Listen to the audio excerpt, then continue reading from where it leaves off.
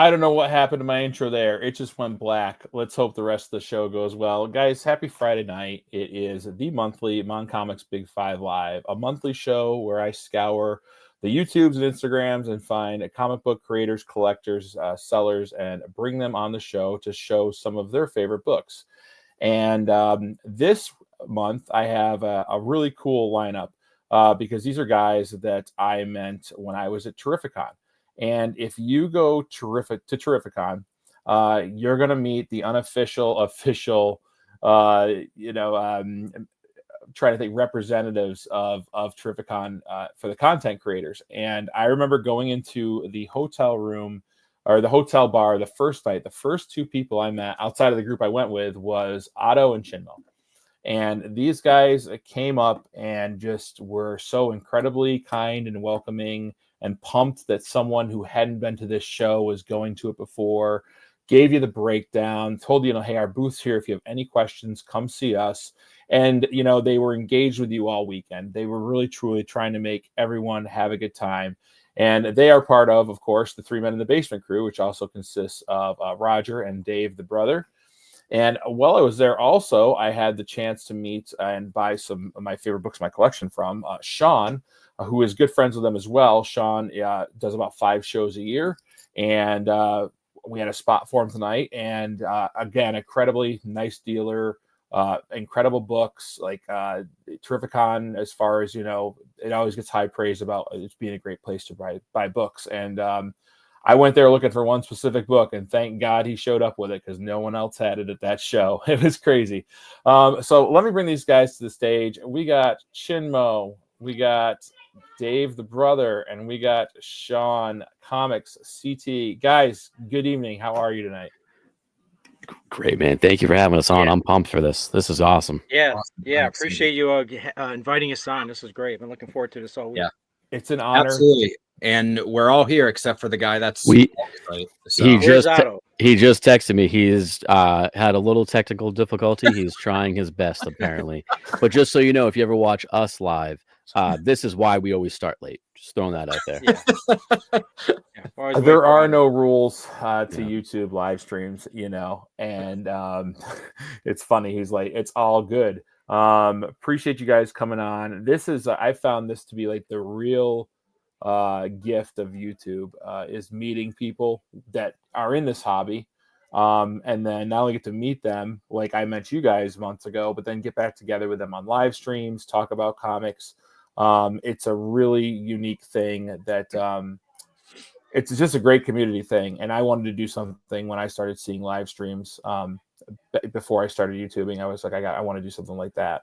So this is my answer, but we do have some people in the chat I'd like to say hi to. Maybe by the time we're saying hi to the people in the chat, Otto will be on like nothing happened. He's waiting for his computer to charge, so we'll give him a second. Rich, if he plugs it in, it'll work. Tell him. Richard Westfall, what is going on tonight, buddy? My top mod, Steve Driscoll. What is up, buddy? Comics with Stevie D. I got Sal's Comic Corner. Hey, everyone. Beast is an X-Men 100%. Sal's on the Codex Comics channel. Yusa from Finland. I hope it's... you're probably sleeping, buddy. You're probably going to bed over there. That's quite the time difference. Yes, it is. Matt in Clemson. Matt, wonderful guy who we did a live stream a couple weeks ago. He became a good friend with actually... Spent a lot of time on the phone now with Jeff from Comic Spa, Mike's boy. And has been doing an incredible job cleaning and pressing comics. So he'll be joining us on some more live streams. Chris Parker, local guy. Him and I are going to a show tomorrow, actually. The Syracuse Collectors Con, the like one show we have in Syracuse. So Chris has been a fan of my channel and friend for like basically since its inception 2 years ago. So we're like, let's meet up for this. He's like relatively close. I am. So we're going to go. And for some reason, I didn't know you were actually in Syracuse. Yeah, I'm not going to lie. For the longest time, I thought you were part of that gigantic swarm of Canadians. Oh, no. No, well, Syracuse kind of is Canada. I mean, might as well be. I'm 45 minutes southeast of Syracuse. So, like, it's funny, the dichotomy. Like, if you're in Syracuse and then you start driving into out of the suburbs and into the country and then back roads, like, that's where you find me. It is like a big trip to the city for me, So, I mean, not Canadian. I always see you posting the photos when it's snowing. I'm like, man, he is just up there, huh? It sucks, Okay. dude. This winter sucked. It snowed 2 days ago. It snowed 2 days ago and tried to stick. I'm My over it. brother lives in far up New Hampshire, and I'm pretty sure it's supposed to get like a foot tonight. So I don't know if that's going to affect you. Yeah, I hope not. Please don't. Keep it up there. Yeah, no, for sure. We got Renegade Rants Comics. He is from Watertown, so he's like 2 hours north of me. They get blasted with snow. He's going to be at the show tomorrow. Awesome YouTube channel. JSS Brooklyn, what is going on? Thank you for hanging out, dude. I hope you had a great week too. Doug Bakken, the comic collector coach. Happy Friday, dude. I hope you're doing well out there. Look at this guy. You guys know this guy, John There Big he Daddy is. Ross. Hey, up, Johnny? John, welcome. Nicest, Glad you came over. nicest guy in the hobby. I'll say it right now. Biggest teddy bear. As soon as I'd seen, I knew what he looked like from his Instagram page, but as soon as I met him, I'm like, you're John. And again, I mean, I don't know. I don't want to go to another show and be disappointed by how not kind the chances of people are that could be, because like everyone was just so nice at Terrificon. I was like, this is crazy. Like there's no a-holes here. So yeah, John, welcome. Thanks for stopping by. Cody, from Where'd You Get That? What's going on? Brian LCS. Evening, good sir. Oh, sorry, I missed it. Ryan, the mid-grade collector. I like that. JSS, thank you, dude. You didn't have to do that. Guess what? You're going to pay for the shipping because I'm going to give away some free books tonight. So thank you for paying for the shipping. That was really kind of you, Jess. Colossus Collector, what's going on? I thought I was a big guy, that I meant Colossus. That guy towers over me. It happens like so that, much with people. Even Roger. The first time I met Roger, I was like, oh shit. Yeah, I mean, I'm a relatively short guy, but I'm like, okay, you guys are pretty tall. All right. Yeah, that's why he calls me. I'm probably what, a foot shorter than Roger, and he calls me. I'm older than him, and he calls me his little brother. Dave the brother. All right, Nate from Hall Yeah Comics. Happy Friday, buddy. Nate has a great The Hangover show Sundays at 9:30 with Hagen from Lettuce Comics. If anyone ever wants to see that. But yeah, welcome to the show, everyone in the chat. I appreciate it. Again, JSS, thanks for the super chat, man. That was really kind.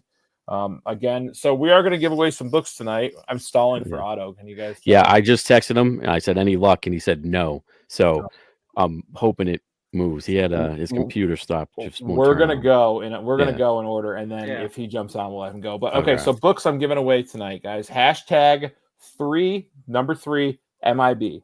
Let's do hashtag 3 MIB in the chat, and I'll take winners from everywhere, anywhere, wherever you are, Finland, the States, Canada, wherever you are, and I'll send these international. But I'm gonna give away. Let me with the power of technology. All right, so tonight on the giveaway docket, and you can enter the whole show. I'll keep reminding people so we get people in. But Amazing Spider-Man 219, sweet cover, Nice, great book. Yeah, Cool cover. Love that one. Let me get rid of this. There we go. Okay, Iron Man 245, another sweet cover. Yeah, that was another sweet cover. I don't think I've ever seen that book. I hadn't until I got it a lot. I'm like, that'd be a good giveaway because I collect Iron Man. Fantastic Four 333. This movie better be good or we're all going to lose our minds. And then this is a cool one. Got to represent the horror. Ripley's Believe It or Not with a great skull cover. Ooh, that is a great cover. Yeah. Oh, man. 1977. Great little book. And then for some DC love for my DC friends, Action Comics 381. Oh, that's cool. Superman as the dictator of Earth. Looks pretty sweet. So, guys, hashtag 3 MIB. I'll keep mentioning it throughout the show, and I'll mail out 5 free comics to whoever wins those. So that's awesome. Let's start the show, guys. I'm going to let Sean. We're going to go round robin. So last show I did the first time everyone showed one book, and we just kind of went around the horn. So I'm going to bring Sean up first and let him show his first book. What do you got, Sean? All right. So I pulled some slabs, some with more significance to me than others. But the first one I'm going to show is a comic that I continuously work on every single Terrificon. So I have a copy of Action Comics 1000, and it has 29 signatures on it, including some art on it. So that's Joe Staten, that is Finch, right there. Got Jim Lee's signature, Steranko, George Perez, Rubenstein did some art, Ordway. So 29 signatures. Has been cracked and regraded and signed. Like, I think the first time was, looking at the dates, like 2018. So 2018, almost every single Crazy. year I've added some more on it. I don't even understand. Does the details of the cover come onto the back too, because there's no room on the front? Yeah, so I've sort of ran out of room on the front. Like there's like small amounts of room, so that's why Jim Lee at Terrificon this year I added there. Steranko liked to take up a lot of room on back, which is what it is. As for the names on the label too, Sean, do they wrap around to the back of the label too? Yeah. So you get as many as you can and submit it, and then crack it as many as you can, submit it. Yeah, and it's still coming back in 9.8. It is. I don't really mind if it comes back anything under, because it doesn't really care what the grade is. The issue though is every single time I resubmit it, I make sure I take detailed pictures of the label, because every single time CGC has returned it to me, they have screwed up on the label. Color me shocked. Not shocked at all. That's so smart. I mean, people usually talk about taking pictures of their books before sending them in, with the defects and stuff. But like in that case, you really have to, when you're working with that many names, you got to keep track somehow. Yeah. And somebody asked, how much have I spent on it? A decent amount the first year at Terrificon, because I only add folks that have actively worked on Action Comics. And the first year I got it was like 13 or 15 signatures. I didn't realize, and I'm not sure if they still do it, but CGC adds larger fees if you go above 10 signatures. Of course they do. So I got hit with more fees. That's ridiculous. But yeah, so now I've probably spent more money getting this done than what it's worth, that it can never leave my hands now. But yeah, it's I'm looking for some new sketches on the back, hopefully this upcoming year. So we'll see. Are you a DC guy? Are you primarily? So I'm not a huge DC guy, which is funny that I started with this. Blows my mind. In 2018, I think at Terrificon, he had a large Superman contingent there. And that's when this book came out. So I was like, hey, let's get that done. But yeah, I'm usually not a huge fan of it. But okay, it's actually not a bad idea. Yeah. I got to tell you, though, you're lucky that is a thick, square-bound book.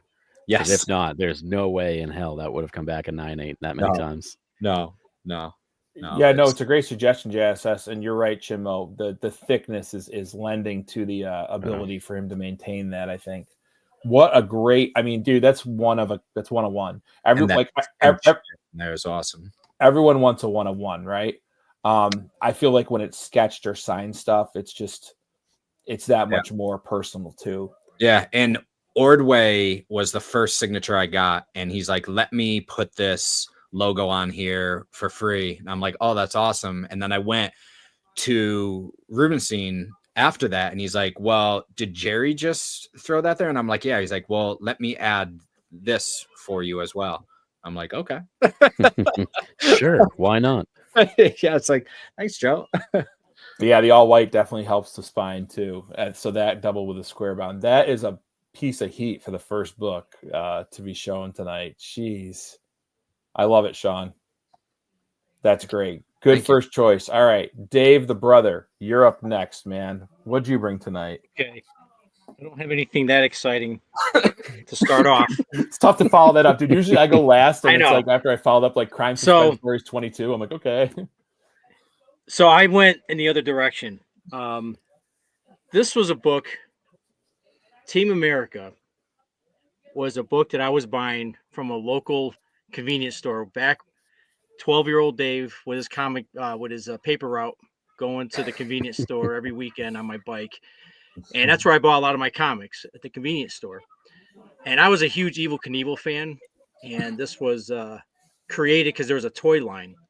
And it turned out it was a 12-issue miniseries. So I went every month and bought every issue.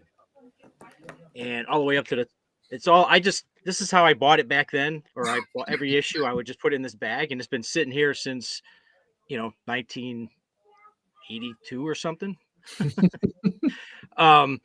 Anyway, it was so exciting because I have every issue. Like, it was my first complete run of comics. It was like my first complete run was Team America, and it's a completely worthless book. I tried reading it once recently, and I realized why it was only 12 issues.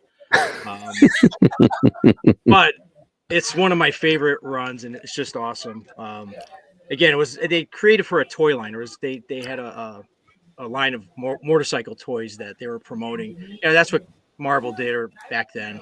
I say it almost looks like an 80s cartoon for toys. Yeah, it's exactly what it is. But the thing is, when I was looking at these books, I started looking through them, and I realized that Jim Shooter actually wrote the first issue. So I'm going to be going up to Little Giant comic show next week up in New Hampshire, and Jim Shooter's going to be there. So I'm going to bring this book and have him sign it. Oh, awesome. Didn't Jim have to? Yes. Yeah, he might not be there. Oh, did he pull out? Yeah, he got sick right now. Yeah. Yeah, I saw some pictures of him recently, and he didn't look good at all. So I guess I'm not surprised. I won't bother bringing it. The nostalgia books are just as huge here, too. When you have something from your childhood you remember getting. A lot of the stories are tough to read back then, anyways. And there's a lot of comics created to sell toys, But that's awesome. Yeah. Yeah, no, it was fun. Again, I bought it every issue from the convenience store, and like I said, it was my first complete run of comics, and I was so excited back then when I got it. It's a whole run. That's awesome. Chinmo. Awesome. My turn. All right. Follow that up. Come on, Chin. You can do better than that. All right. I'll tell you what. Give me a number, 1 to 5. Someone give me a number. Anyone in the chat? 3. I was gonna say. 3. 3. Okay, that works. I don't want to do 3 because it's the same as Sean's. All right. No, I'll do 3. That's the order I have them in. So my book here.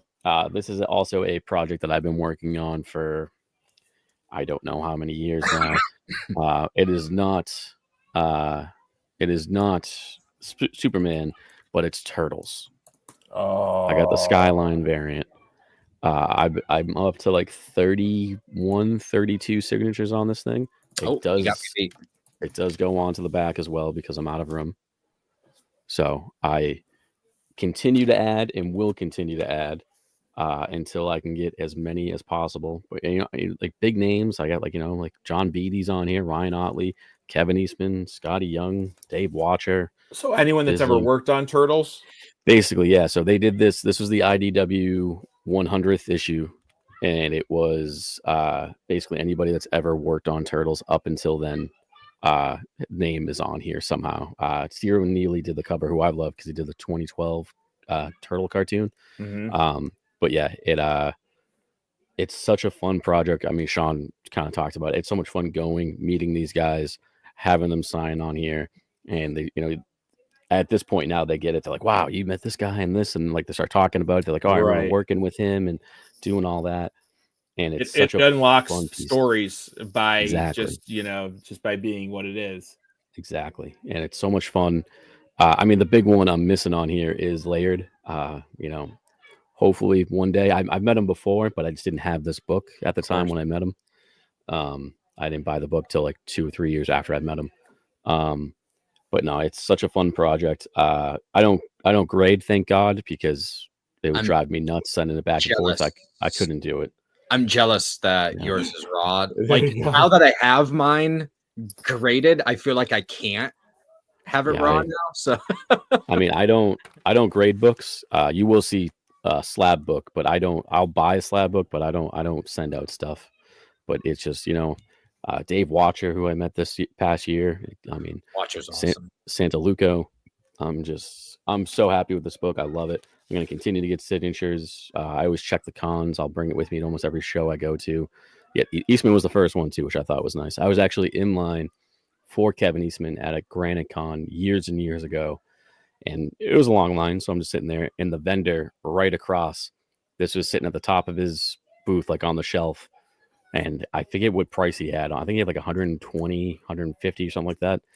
And I was like, "Would you take $100 for that right now?" And he goes, "Sure." I was like, "Thank you." Got him back in line, and Eastman signed it for me. Oh, that So, is sick, Chinmo. How many yeah. signatures you say are on it? I'm at 31 or 32. I have a list. I got to look at it, but it's 31 or 32. But a lot of the old, I got Finch on here. I got Jim Lawson, Eric Talbot, Cyril Neely's down here, Ryan Gary Brown's down here, Ben Bishop, Simon Bisley, Walt Simonson, Bisley's awesome. Steve Levine, bunch of awesome names. That's sick. Yeah, That is so sick. I love this book. This is one of my favorite books ever, and it's a continuing project. It has been for years, and it's going to continue to be for years. What a banger! You got plenty of room in the back there. Yeah, I like it because I had to move on to the back. So I mean, some of these guys are the front. Add some sketches on the. I thought about that, so I'm doing the same thing with a Flash book. I have a Flash 750, the anniversary blank red cover that I started doing with this as well. And I think I'm going to leave that one I have. The front is just blank with signatures, and the back, Papa No Good, actually, Greg LaRoque, when he signed it this past year, Terrificon, he's like, "Hey, you want me to do something on this?" I was like, "I'm not going to tell you no, but I'm not going to tell you yes. You do whatever you want with this book." And on the back, he drew like a flash running across, and it's kind of perfect how it is. So I'm like, I'm going to leave that as the one sketch and just have everybody sign around. That's sick. Good idea. Yeah. Good idea. Comic Book Narcissist, cool. Thanks for the super chat. That was really kind of you. Yeah, there's some banger books so far. Thank you again for that. Helps pay for the shipping. Hashtag 3MIB in the chat if you want to get in on this giveaway. Hashtag 3MIB if you're just joining. K-pop junkie, what's up, my girl? All right, guys. I'm gonna try to follow that up. So I'm gonna. This is great. I like doing this round robin thing because I get to see what you guys put on, and I'm gonna try to follow suit. Now this book only has 2 signatures. Okay. But I consider them 2 of the more unique, I guess, in my collection. Well, I don't know about that, but it's sentimental too. So I've got Berserker. Hell yeah. Number 1. I think it's like the 8th print foil cover. But this is the one that I got signed by Keanu and Ron Garney at Terrificon last year. Awesome. Yeah, you were one. It was like 100 people. You were one of the 100. 100 people. 8 hours of what's that? You slept out there? No, I got drunk with you guys, and then I got drunk with you guys. He wasn't sleeping; he passed out. And then I got up at 4:30 and took a shower. I felt awful, and 8 hours of waiting on concrete. You know, it was a long day with Ricky from All Sorts of Words, but I could not take that opportunity. I already had the VIP pass, so all I had to do was be one of the ones that showed up. And it was just made, you know, I didn't even count on that when I went there. I'd heard that he was coming and I had thought about it. And then like, it just elevated the experience. I was like, wow, this is great. Cause like he doesn't sign, you know, he does some signature series events and like does some charity stuff. And Ron Garney, I love Ron Garney. His art is amazing. Yeah. I loved him on Daredevil with Muse. I mean, it's crazy. So I'll probably get this authenticated just for my kids to have someday so they know who signed it, you know. But this will always be a special place in my collection. It's a foil cover. It's one of those books I won't care about the grade, like whatever. Like I just need someone to. It's for you, right? Which is the best. That's what they should be. That's what the book should be for. Right. I just put it on there that's who signed it. And so yeah, that was mine. Dave, we have an auto sighting in the chat. I would say, yeah, he's I think that's off his phone. Apparently he had to completely like factory reset his Mac. Oh my god. You know, Otto, we know you just didn't want to come hang. It's I'm not gonna lie to you. It's on par. Yeah, it's on par. That's all right. Par it's for the better course. than he spilled a whole Tito's on his laptop one time, so it's better than that. Oh my god. But okay, guys, that was a good first round one. I mean, good for you for sitting in that line, because I remember walking by at like 3:30 in the morning. I think I might have been with Sean, and I was like, there was like 4 or 5 people lined up. I'm like, what are you guys doing? They're like, oh, we're lined up for Keanu Reeves. I was like, oh, good luck. I'm going to bed. Yeah, you know, I left. I was delusional after that. I was like, I got to go buy one book because I knew what I wanted. And Very Gary Comics had that Silver Surfer #4. that I bought, and I was so delirious. Like I bought it, I knew what, you know, that I wanted it, what grade I wanted it in. I went back to the hotel room and I passed out from like 1:30 to 3:30. And I woke up and I looked at the slab, and on the slab it said John Buscema written in ink on the first page. So I was like, wait, what? That's a nice surprise. Yeah, sent it to CBCS, got it verified. So I was like, that was a bonus. But I was just, it was like, was this worth it? It was worth it after it, but at the time I was like, this sucks. I'm gonna stay on the screen, and I'm gonna go next and bring it down a notch. But kind of like what Dave did, I want to talk about a run. This year, I've been reading more comics than I've ever been. I want to make a video called Buying Less, Reading More. I like it. Because I collect a lot of the old stuff, and those stories can be hokey to read. They're kind of a lens to a different time, you know? Yes. A different place, the 60s, 70s, you know? Yeah, the dialogue is kind of... It is, yeah. I always think fountain there, Tommy. You know, yeah. like, I always think of reading an old comic like the first Superman movie when he keeps saying "swell." Yeah. And Lois like, no one really talks like that anymore, Clark. Exactly. Good reference, Chinmo. I love that movie. So people have got me into reading modern comics, and then this batch was sent to me by Bigby McFly, the comic guy, and it kind of combined, you know, what I wanted to read in modern comics was it brought the pre-hero monsters into modern stories. So it's Monsters Unleashed series. Oh, nice. It was a 5-part series, 2015 maybe. But I absolutely love the art, and you can see it's got Fin Fang Foom, it's got Goom. Yeah. And I wondered, like when I first saw this, like, how the heck are they bringing these monsters into this? But it's also got the Avengers, you know, the new Avenger team, Spider-Man and stuff. And so each issue features like a different monsters from that era. Cool. And also the characters are in the book. That is Kid Kaiju. This series made me learn about Kid Kaiju. I had no idea who Kid Kaiju. There's Zutak, so it's great. This is like the old 50s like sci-fi covers, you know, for the movies. Yeah. And then I learned about Kid Kaiju and how he was this inhuman that can, just by, you know, drawing monsters, can summon them.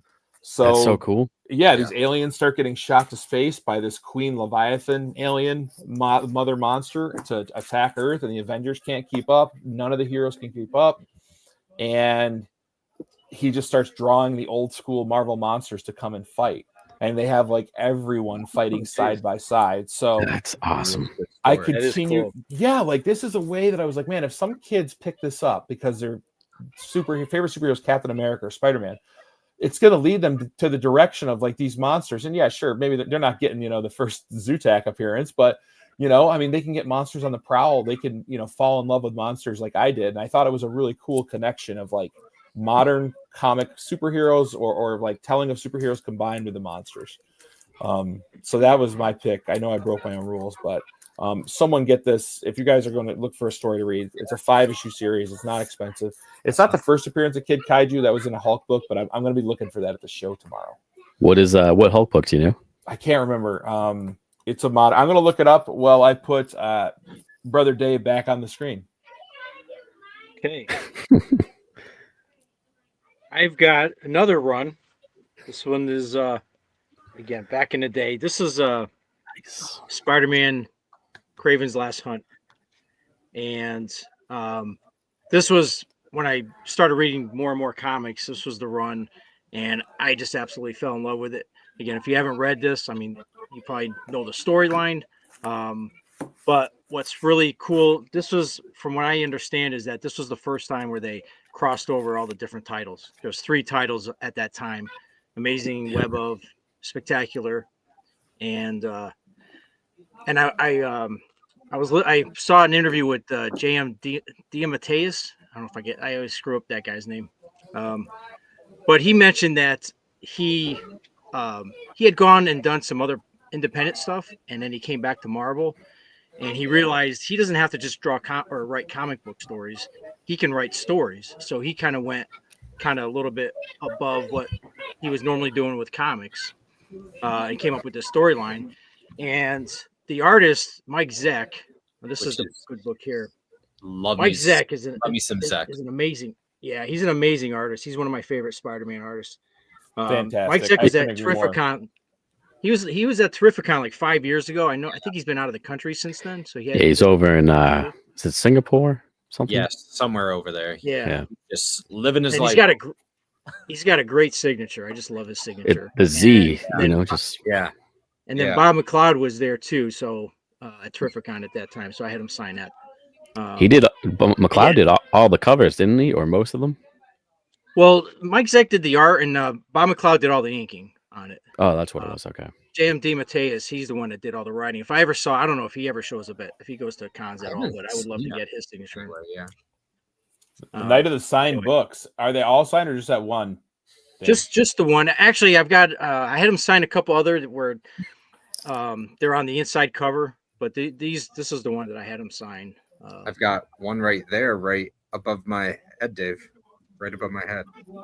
Oh yeah, it's a good place for it. Yeah. Anyway, this is like I said. This is I wish they would do a movie on this. I mean, this thing just writes it.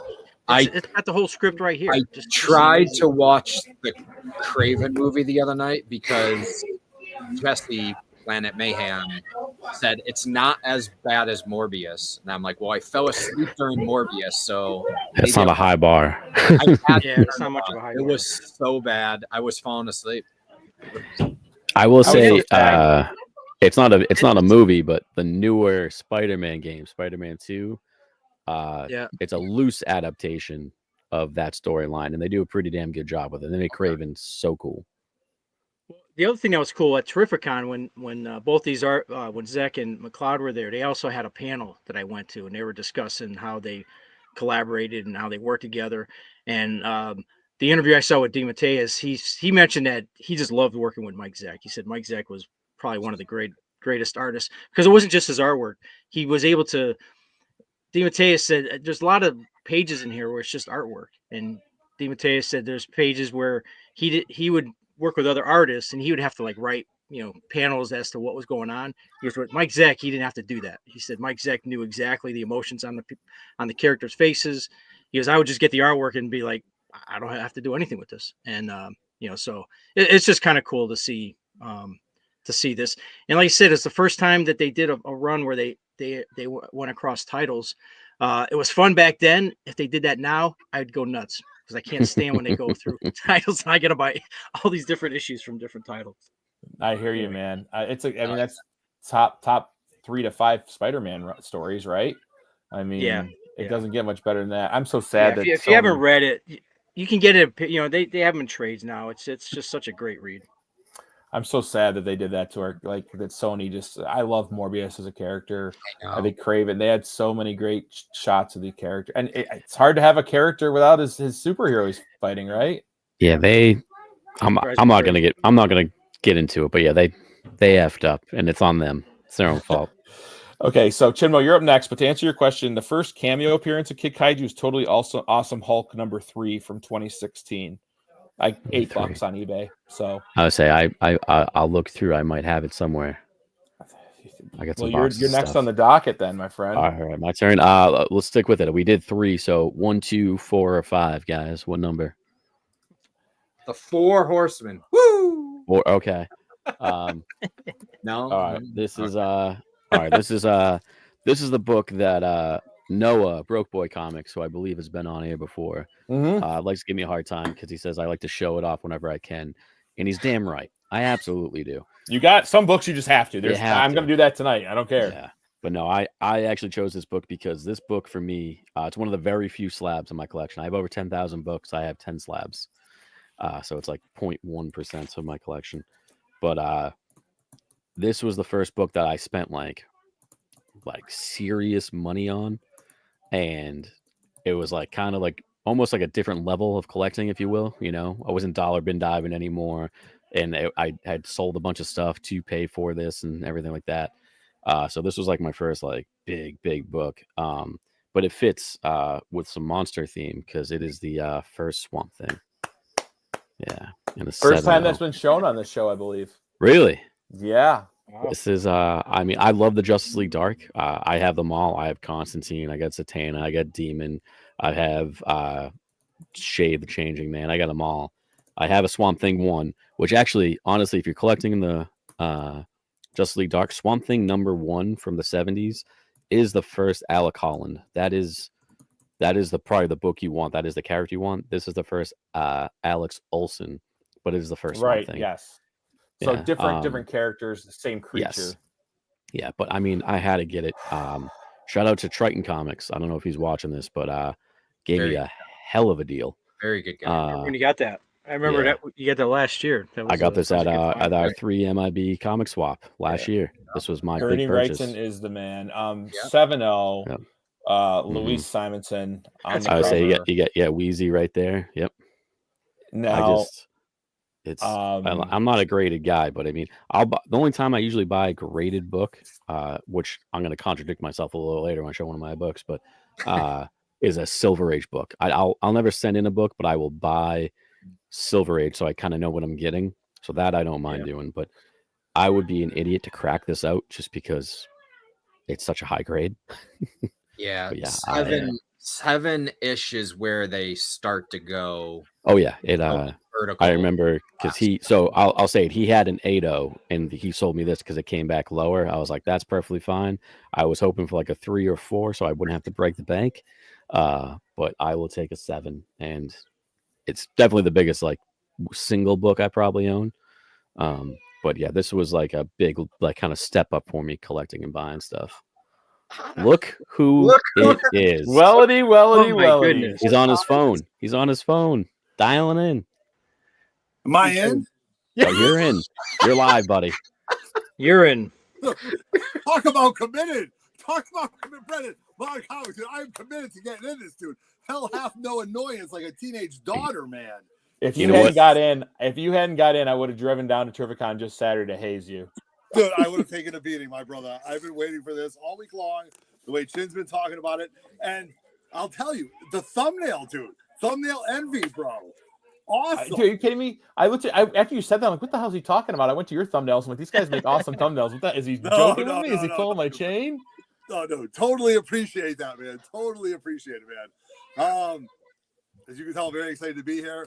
I'm on the iPad, actually. The Mac is just okay. I changed it 4 times. Zoe borrowed something today, and hell hath no annoyance like a teenage daughter. Just you guys wait if you don't have. Don't tell me. I don't want to know. My 5 and 2-year-old are asleep. 10 years when I'm retired, sitting on beaches, drinking like reading like great books. We'll talk about teenage daughters, but dude, you guys been showing great books. Yeah, well, guess what, buddy? It's your turn. No, but hold on. So Wednesday, when we were getting fired up for this, I talked to Dave, and Dave goes, I pulled out these books, blah, blah, blah.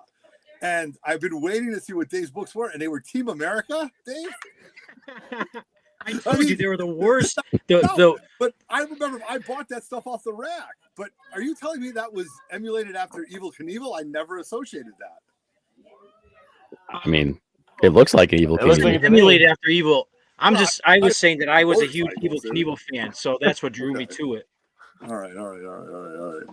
Chinmo, what I'm going to do, okay, so I got a plan. Yeah.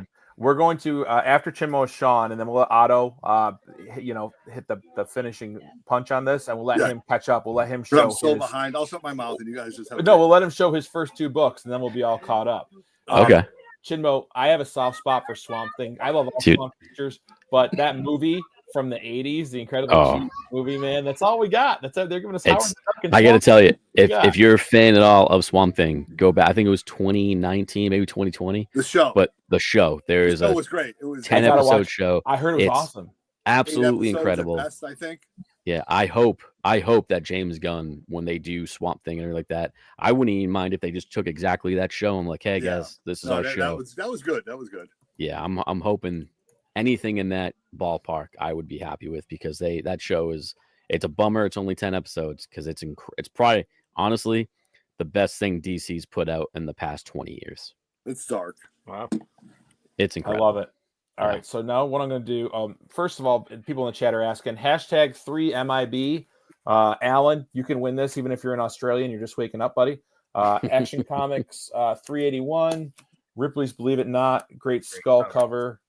I got Fantastic Four 333, Iron Man 245, and Amazing Spider-Man 219. So hashtag 3MIB in the chat if you want to be entered to win the giveaway. I'll ship anywhere. And let's bring Sean back onto the stage. Yeah, at first I forgot to show something a little earlier because I saw someone say let's go Orange, but let's go Huskies, you know. So I hate Syracuse. I hate Syracuse and they're right by me. good. There you go. Me too. So staying on the Mike Zeck train, actually may have several of his because he is my all-time favorite good book, artist. I think Mike Zeck is the best artist. Just my personal rankings. We did a top 10 and you put him as number 1. Put him as number 1. I think he's amazing. So this book has some significance for me because this book I got signed at the first ever Comic-Con that I ever went to, and it was 2017 Terrificon. I collected as a kid, then Sean, was that in the arena or was that where? That was in the smaller part. So they hadn't moved to the arena. The Mohegan, yeah. Yeah, that's where okay. that's where I got those signed. My books were signed at that same show. There's a 2017. So I took a long break, and then in 2016-ish, I got back into comics and was like, hey, let me go to this Comic-Con and let me get some books signed. And I love Mike Zeck, and they had all 3 of them. So there's Grant up there. He signed in a pen. I say it looks like a big pen. You can barely see it. It was a big pen, and I was like, oh God, what are you doing? and then Zach and John. BD's got the best one on there, man. Oh yeah, he's got the good spot. Signed in there. So yeah, again, awesome story, awesome art. Like this to me is about as classic as an art for myself as I would say, because it's just amazing. Punisher is a little thick. I know a lot of people say that. So he is a thick boy on this one. It's all muscle, baby. It's all mass. That's a great cover, though. Could you imagine that as a without the trade dress on it? That would have been a great. Yeah. You know what I mean? To add that more blacks and grays to it, on the wall. Yeah. Take it a little bit further. That is a classic book, man. Yeah, I'll actually say now they say I actually like having the trade dress on things. I don't like virgin covers that much. Depends on the cover. Yeah, it gets away from sort of what the comic is. Yeah, that is a great logo though. The yellow logo. But yeah, so again, Zex. Sorry, I'm getting the glare there. We can see the porn on your computer. Don't look at that tab. Yeah. Your office right up. And you thought you were watching the NCAA tournament. Yeah. But yeah, so love me some Zeck. I love stories like that, and his signature is great. It's amazing. Yeah, it's great stuff. Great well, book, follow that, Otto. Very nice. Oh man, what's up? You look like you're huddled down in a bunker, like just waiting for the storm You know what? to I pass. figure with all the Apple product I have in front of me, if I can't get on, then what use is the world, man? I can get on here somehow. So, I'm coming back from here. I got the iPad on with the TiVo light, and I'm back here in the grotto up against a corner, which is different. I don't even have my microphone. Does the mic sound okay? You sound great, man. You found yeah. Perfect. I feel like instead of a book, you're about to hold up a newspaper so we know what date it is. Yeah, no, I'm telling you, I'm buried. I'm at a weird angle down here. So, Brendan, thank you very much for doing this, man. This has been fun. An honor. I sang your praises at the beginning, but I know that you were probably eating some pizza and just hanging out. No, I was about to kill my daughter, dude. I'm going to figure out what happened here. But no, it was great to see all the books and everything like that. And so I was like, what do we want to do? How did I want to plan this out? And there's a lot of things that to somebody, they might be worthless, but to me, it's worth a lot. You know what I mean? So I have actually, in my collecting, like veered off into this 0.5 collection that I've been enjoying for whatever reason. Love it. This is something that it probably took me 2 years to do. And I don't know how many more of these books are out there. And my kids aren't going to buy a car. I might go on a small vacation for a weekend or get a nice steak dinner. But this is a book that I absolutely loved when I got back into collecting. It's Werewolf by Night 32. All right. It's a 0.5. It's a yellow label. It's signed by Al Milgrom, and it has an Al Milgrom remark on the cover. So we're not going to see it. You're just going to describe it for us. What the hell? This is how much I love this book. I don't. This is like I'm watching a blind channel or something. I don't think anybody can have this. I mean, I remember when you got that done. That was this awesome. was the Little Giant project. I love that. I absolutely adored that. It's got the half taken off up top for the retailer. Look how much different it looks. I mean, and look, you're just looking at the action, and then Uncle Al did the little head right there. Look at, I mean, that's cool. So this is a really, why do I love Werewolf by Night 32? I don't know. I'm not a horror guy. I'm not a Moon Knight guy. I enjoy the character. But when I looked at this, and I enjoy the 0.5s, because at some point, this was on a rack, and a comic store said, this is nothing. We're going to send it back. They slit the top, right? They augment the cover, because back in the day when this came out, there were no variants. So, like, this is a variant, and then I had a signature on top with Uncle Al, and then make him do it. So, just really cool. I don't know. It was a fun project to do year and a half. I love it. Again, I love that Al signed up top too. Yeah. It does look good on the page. This did not break the bank. I wasn't paying huge fees for a signature. Uncle Al maybe charged me $25 for that, you know. So, and then the grading process. So, this something that I can say is fun, you know.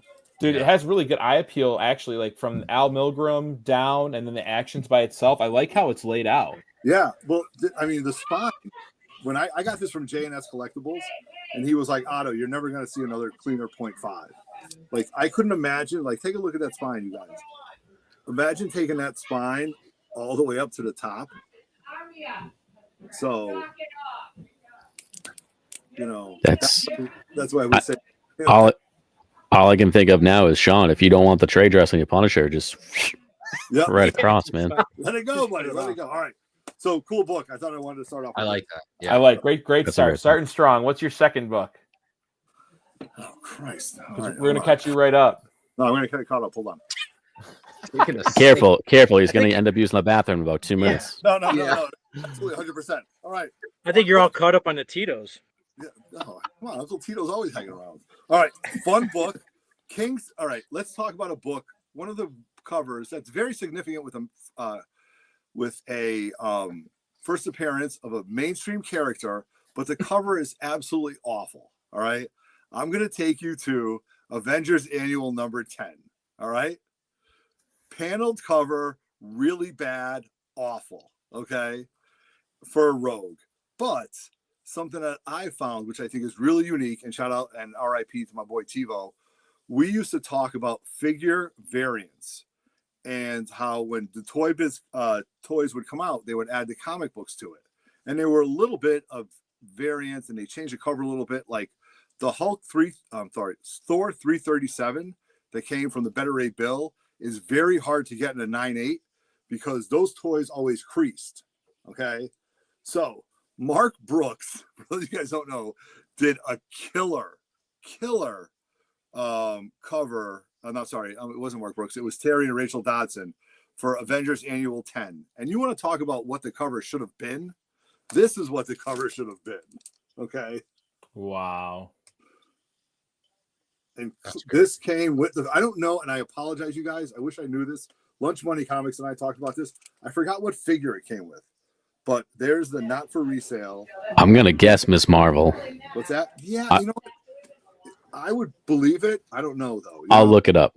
Yeah, so this is Avengers Annual 10. It's a reprint compared to the other cover. And then, Terry Dodson and Rachel just murdered it. It's great. And you can still find these out there. When you find the toys, grab them because you can pull these books out of it, and it's a certain way to just extract it. And this book you might have better luck with because it's up around here when you pull the figure is white. So the creasing might not happen. So if you're Avengers Annual 10, if you love Terry Dodson, Miss Marvel, I mean, this is a great book to have. I love how they kept the corner box. Yeah. I love how the trade dress looks with a very modern drawing of a figure, though. I like how they kept that. That's sick, Otto. Yeah, no. This was a fun hunt. If I told you I bought 2 figures, maybe 3, and sent them 3 times, this was at least that. You know what I mean? But I just Right. think it was so much fun to have. So Damn. I like it. all right, I'm impressed. All right, good. You've caught up strong, my friend. love it. Next, to start round 3, I actually have Dave up. Okay, I've got this time it is a single book, but it does come with an accessory. It's anyway, it's Batman number 440. Nothing significant about this book, except for I'll pull it off the wall here. I have a page from the book. Oh, no way. Oh, really? The artist is Jim Aparo. Now we're talking. Yeah. Jim Aparo is like one of my favorite. Like I was a huge Spider-Man, Batman. You think fan, you know and somebody and now they break out original art? Yeah, I know, right? Jim Aparo was Right my guy, and this is actually so this is the book, and then I bought another copy and just folded it so you can see what the actual book the page is supposed to look like. But back in the 90, our local LCS, I used to help them out with putting little comic book shows together. And Who is this? Who is this? Time out. Who is this? It was Art. Oh, and where was the show? It was at one of the hotels over in Plainville. Oh, all right. But so Jim Aparo is a local guy to Connecticut. So he came to the show, and he had a table, and he had probably about 20 or 30 pages from all sorts of different books just scattered on his table, and they were $20 a piece. What? And Shut up. I had him sign what it. year was it? 80 what? No, it was Unbelievable. 90. I don't know how you can you see it there? No. I don't know. what Yeah. year are you talking Oh, yeah, you can right there. Yeah, yeah. 88? We can also see your So- porn tab too. So anyway, he puts to David Levesque, Best Witches, Jim Aparo, 1990. How have you never shown this yet? Yeah, what the hell, For a Dave? very long time, and I've never heard you talk about it. I never had an instance to show it. I don't know. What- I just thought it was Dave, great. you're on a Always- comic book channel. In our chat, we talk about original art all the time, dude. He's just sitting there looking at it. He's just like, I've mentioned I've had this. You just never said, "Hey, can we see it?" Anyway, this what was, an this was incredible great. panel of Two-Face. Yeah, well, that was the thing. I was going through all the pages, and I'm trying to find the best one. And this one had Batman and had the great Two-Face. And That would again, be if I could go back now, man, I could have grabbed like 20 of them. He Dude, didn't care. He Sean, was- say what you're gonna say, because I know what you're that gonna say. page now with like Batman at full like a full body Batman, Two-Face, that would probably be like $2,000-ish. Look at that. I was gonna Easily say you're in hitting that 4 ballpark. figures, If not- right? Yeah. It's easily in that ballpark. Yeah. That is crazy. even with my name, I mean, I'd have to sell it to somebody else named David Levesque. though. No, I think when even when your name. when something becomes that big, like I have a Harold Ramis autograph, and Hell because I yeah. met him in my town, his son went to college here, and people have offered to buy that even though it's made out to me, and Yeah. I'm like, no, I can't sell it, like I'll never sell it, and so like your name on that doesn't even matter, dude. And honestly, the fact that it's Yeah. so small, it's going to look like an editor's note. Well, yeah, you can That is awesome. if you framed it differently or matted it Dave, differently. I'll give you can get $50 that right for it right now. I didn't know we were 20 bucks. showing OA. I would have been Yeah. bringing out my OA. Come on, man. We should do an OA show. That's a great idea. Oh my god, I'm in. I'm in for it. Yeah, me too. Wow, I've been doing It's so only many a half, commissions so and I guess pages. I guess I blew my load there. So Dave just blew it up. Yeah. Dave, that is awesome. I freaking love that. Yeah, that was great. Chinmo, Oh, follow that. great. Now I got to follow that. Great. You know what? Yeah, I'm gonna think switch. that's I'm gonna what switch one of my Adam books said. so I can show off some of my turtle art now. Oh my all right, god. let's keep the trend going. We did 2, 3, and 4. So 1, 2, or 5. 5. 5. Okay. 5 is my other slab. I've never really had goals as far as like comic collecting goes. I always think of dodgeball. I don't set goals, that way I'm not disappointed when I don't hit them. Yeah. But when I first I started getting the comics in middle school, kind of fell out of it a little bit in college, and kind of got back into it. But my all-time favorite character is Gambit. I love Gambit, all-time favorite.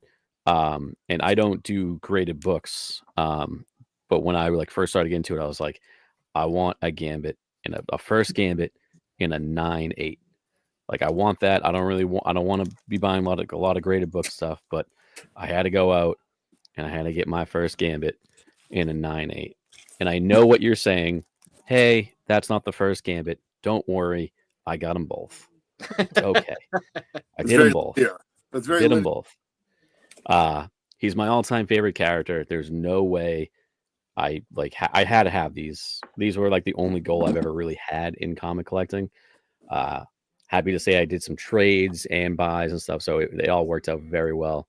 But yeah, these books are just. I have every version of these books as well. Like I have this grade, of course, but then I have a direct, I have a newsstand, I have a Mark Jewelers, I have one signed by Claremont.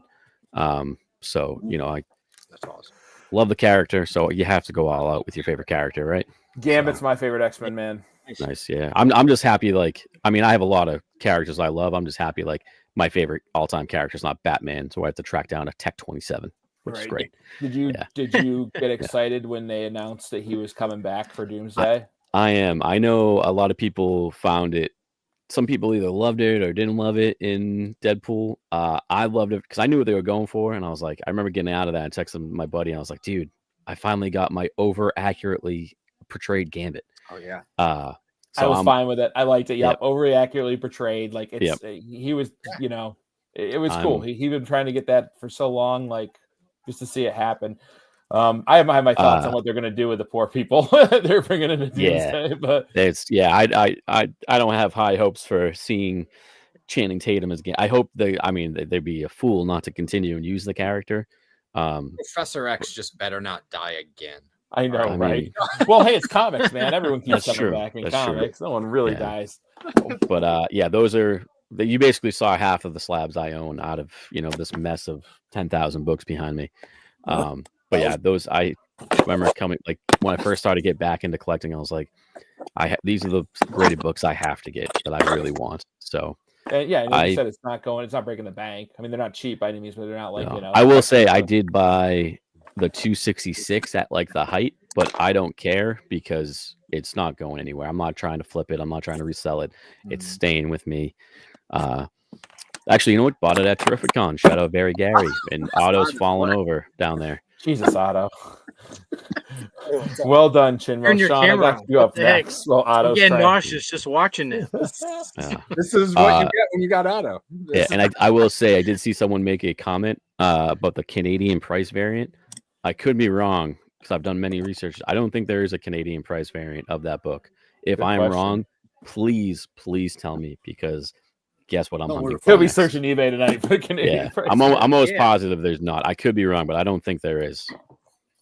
But Sean, all you. Speaking of Gambit, I was gonna go with another book, but we'll stay on the linear Gambit. So I am, for those of you that don't know, and probably a lot of you don't, he's a foil guy. Huge foil guy. I collect every single foil that I can find. I've started to do the direct and newsstands of them. Ooh, branching out. Because just to get it a little bit harder. So I've got a huge foil collection. And this book is one of my favorites. So it's Gambit #1. I got it signed at Terrificon in 2021. I got it in white with Jansen up top. Got Howard Mackey down there. Oh, sorry, wrong way. Right there. And then Lee Weeks signed in the cards. Dude, that's official. Nice, dude. That's pretty dope. So that's cool, yeah. So we sign in the cards there. What year was this? This is 2021. So post-COVID, year after COVID? Yeah. Okay. Yep. So I absolutely love it. It's actually like it's not a crazy expensive book, but it is hard to find raw. No, but a black cover though. Black cover. Like, in like a 9.8. Like all it takes is somebody to put their oily thumb on that. Mm-hmm. You know what you gotta do now though? You gotta get the gold cover signed by all of them. Yes. Well, that's sitting in another box over there. I got the gold. That was one of the books I was debating on showing. I was like, I nearly showed the gold Venom 1 because that's actually one of my favorites as well. But figured I'd show this one because I just love that Lee Weeks. And then I love the white that Jansen signed up top. Pops. So that everyone's loving the SIG placement on that. And Yeah. they did crush it. Every person. I love inside the cards. It's sick. Yeah. If only he went by like Lee Johnson Weeks, all 3 cards. Yeah, all 3. Yeah. I love seeing that you guys are busting out this history from so many previous Terrificons. That's because you guys have been to so many. You've had these opportunities to get so many great signatures on some awesome books. You know what? I didn't even like do it on purpose either. Like as we're talking about, I'm like, where did I pick up this book? Oh yeah, I picked it up here. Yeah. All of mine except for like one is a Terrificon book. That's fantastic. I love that book. I always love that cover. Otto, I'm going to bring you back on. Colossus Collector said, I remember my first stream. Smart ass. Ryan, if you can, after this, go back on our channel. It's probably like, 2-3 years ago at this point, but there's a live stream where Otto full on spills his Tito's. We call pulling in an Otto. Yeah, what are we talking about this? Why are we bringing and this it up? just, because I mean, I'm just waiting for it to That's happen. like 4 years ago, dude. That's It destroyed his laptop, right? It's one of the 32 funniest. ounces of Tito's. The fact that And it's then, just. hold on a second. And then I spill it. Yeah. And then TiVo calls me and says, don't reboot your computer as my finger is on the power button. Oh, But the way it freezes with your face just. I had 2. Let me tell you something. I had just bought my first Brainiac. Had a chance. I bought a 4.5 to match my other 4.5. And I had just bought it a week prior to this. And the minute that thing got fried, I go, well, so much for having 2 Brainiacs. Yeah. Oh, that's rough. Awful. You can find that video, dude. That is So funny. I'm like, Yeah, you froze. You could see the panic on your face as it's. you should be, dude. I love my Mac, dude. I love this thing. It's very funny. My God. I forgot, we didn't have Otto in the beginning to ask you, how many guys have been doing YouTube as 3 Men in the Basement? So me, Pat, Shortbox Bernie, and Roger. And then it was me, Pat, Roger, Justin, and then we brought in Dave in the Cave. And then Dave, the brother, moved his way in just because of bloodline. And then Chin came in. So, I mean, it's like 30 guys living in this house. It's all good. I love it. What do you got for your 3rd round book, Otto? All right, 3rd round book. I did not get this at Terrificon, but this was an experience book. And this was one of those things where I was like, this is what I'm going to do. This is what I'm going to say. And I don't know.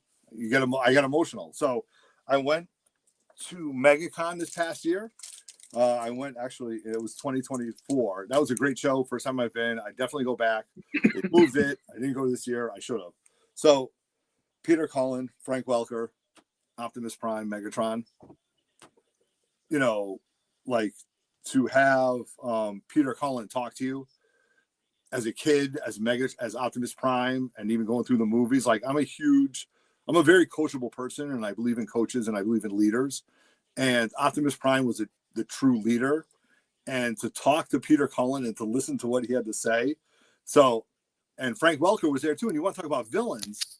Oh my God! On the ship when they start blowing people away.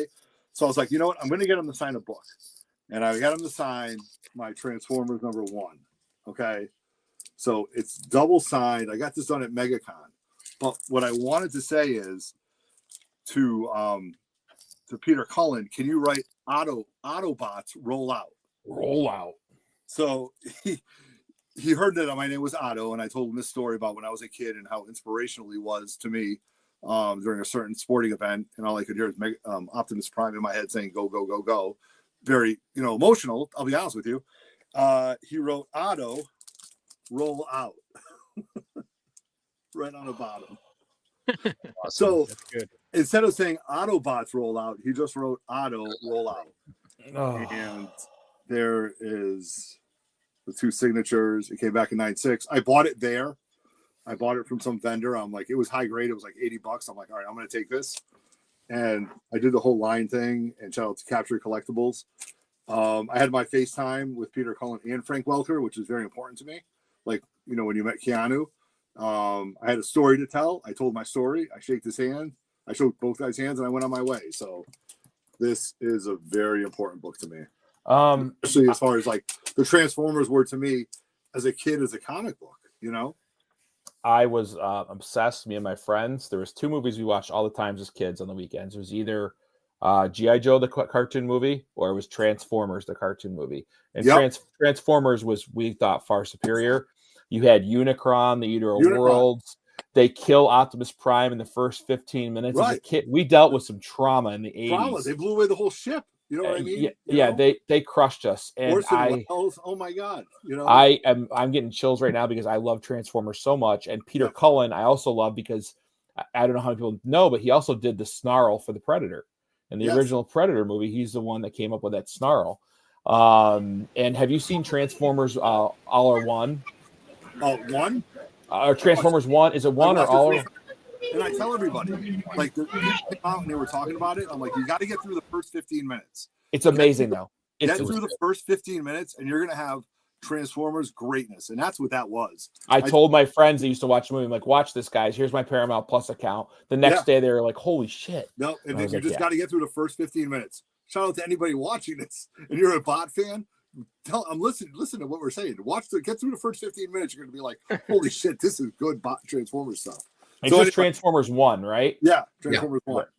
Yeah. So, you know, auto rollout, personalization, you know. Damn. Buy a beach house with this? Probably not. But I had a great time with it. That I've always loved that cover. I always loved Charles Bronson in the background. Yeah. Whoever that's image. Yeah. All the first appearances. So yeah. To show this is a MegaCon. This was fun. On Saturday mornings, I let my wife sleep in because she gets up with the kids early every week, and I put on the original Transformers cartoon for them. Yeah, no, it's great. And they love the Dinobots and stuff. You know, that's great parenting right there. That's it. Raising them right. Jesus, the Dinobots. Now I got to follow that up. God, that was I'm not going to follow that up with anything other than a book. Again, I'm going through my reading stuff now. Something that mashed up something that I love from my childhood in superheroes. I've been addicted to the series. Me and No Good Comics have been reviewing it on our channel. So he did the first issue, I did the second issue, and we're going to go back on his channel next month for the third. And it's Aliens vs. Avengers. Oh. And this is, you know, actually everyone said you have to read Hickman. You have to read Jonathan Hickman. And this is my first introduction to him. And I can see why people are recommending that now. And Assad Ribic, who was actually at Terrificon 2 years ago, now I'm jealous that I wasn't there. But I love Aliens. I've always loved that franchise as a kid growing up. So when they took that and combined it with the Avengers, it just blew my mind. And spoilers, I don't know if anyone is reading this too, but you can see on that's Miguel on as Spider-Man, and you could see his symbiote actually overtook a facehugger, and they melded that into the costume. That's pretty sweet. That's pretty awesome. Did that? Ribic? That's Ribic? Yeah. Dude, he was a pretty interesting dude, man. That was another terrific kind of experience, man. Yeah, wish I could have been there to get some sign button, but essentially in this issue, or in one of the very first issue, a facehugger tries to attack him, and they think he's dead because they've killed pretty much everyone. But then the symbiote like does his snarky little chime in, and he's like, "This is a weird suit. We don't like this," but they figure out that a symbiote trumps the facehugger. So this issue, they actually go. All the X-Men escape to Mars when Earth gets invaded, and they go there, and they're mutants. Sorry, all the mutants. So they go there in this issue. It's an amazing read. If anyone is looking for something to pick up, it's only a 4-issue series, and then the last issue doesn't drop till May. So these are out there. They're not incredibly expensive. I think $8 for cover price, unless you want to get some of the variant covers. But again, I've just read so much more this year, and I'm getting. You know, you'll never find time. You have to make it, and everyone gets so busy with kids and work. And so every night I go to bed 15 minutes early, and I bring like 3 or 4 comics, and I just start reading the comic. There you go. And it has just drove me into reading more and more, and I've loved it. Yeah. I've been doing the same exact thing. My wife has been reading her stuff, non-comic stuff, for a long time. I'm like, you know what? I'm going to start reading. So right now I'm reading Marvel Fitness. At Man Hush. Oh man, I should have shared the Marvel. I Fitness can't believe book. that wasn't one of your books, Sean. Of all the books that you have and the stories behind it, You know what? Get a compensatory book. You know what? You know what?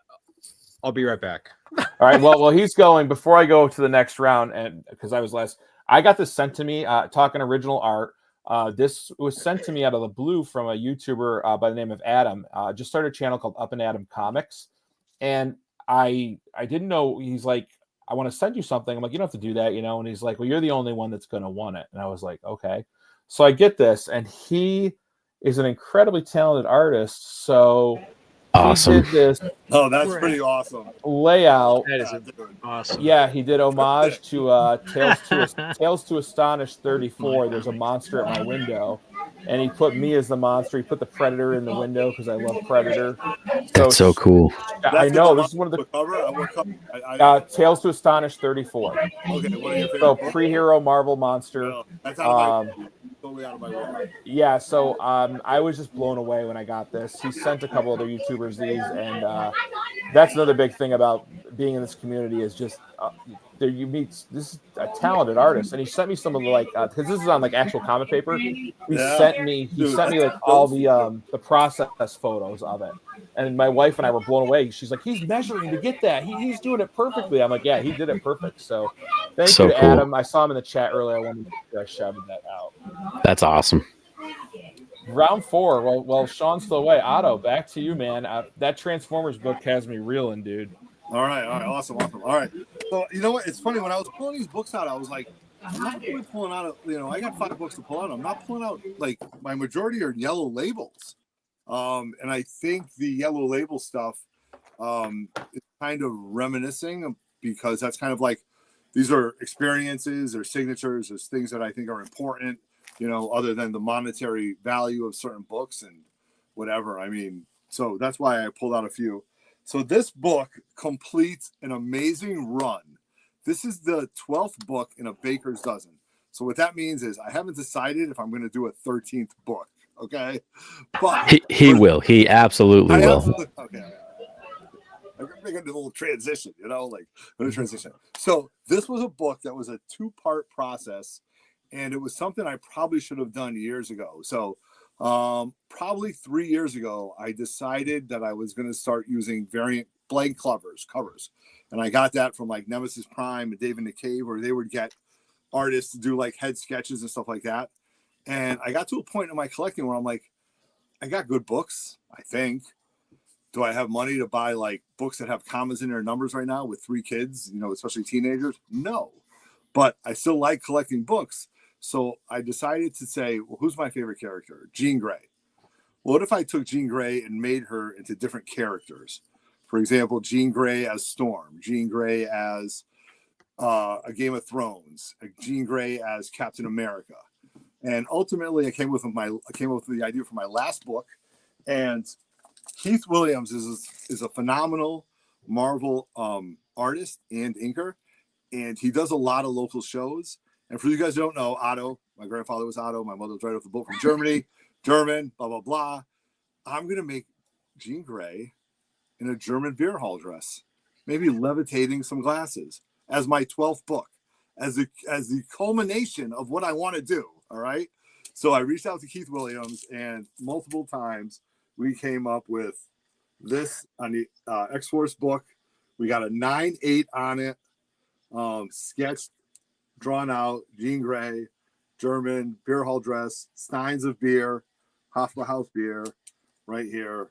This is my number 2 book. This is probably top 5 personal collection books. You know what I mean? Because it went so hard. So, my heritage, my family, on something that I grew up loving, the X-Men. So it is gorgeous. Usually on my show, I have a running list of books that I want to write down that people show me that they've got. I can't do that tonight. All you guys have shown such one-of-a-kind books. It's just, that's incredible. When did you get that done, Otto? This was a 2-part process. And then actually at CT GamerCon, once I got this back, I found Keith Williams, and him and I took a picture of this. So we took a picture of it when it was completed, which was at Terrificon last year. Then it was submitted. and then I got it back. And then once I got it, I went to terrific CT GamerCon, which I love doing. I love meeting artists, writers, movie stars the second time with stuff that I met with them before. Does that make sense? Yes. Right. Okay. Exactly. Yes. I'm following you. Once this was done, got it back in the 9.8. I went to his booth at CT GamerCon a month ago and took a picture with him with it because, awesome. you know, 2 times, I mean, book. handled multiple times, colors, everything that's done. My girl, Jean Grey. This is my 12th book. Reds and oranges are so nice on that. Like, reds and oranges. Yeah, those colors pop. The green though, with Jean Grey, the red, more importantly. I mean, Keith Williams, you guys, it's not expensive for him to do anything, whether it's a head sketch, full page. I mean, he's amazing. This is my style of Marvel comic books, you guys. So it's not going to be the last. So that was very cool. And it creates a piece that you don't have to have a comma in it to buy. That is more important. It's so much fun to get done. You know, my ideas, working with an artist, my heritage. You know, so again, fun stuff, man. Otto, well done. Jeez, you showed up, Otto. A little technical difficulty, but you showed up to play. I like it. That's why I was strong. Coming, man. Because I can't complain for anything. All right. My number 4. 1 or 2? I got 2 left. 2. Perfect. Also, I saw Belle. I saw your comment earlier about the UK Gambit book. I will be looking into that. Oh boy. Taking note. He's checking his list. Yeah. My number 2 book, or I guess my number 4 book. This book, it's kind of special to me just because not only is it an incredible story, it's actually one of my favorite stories in comics.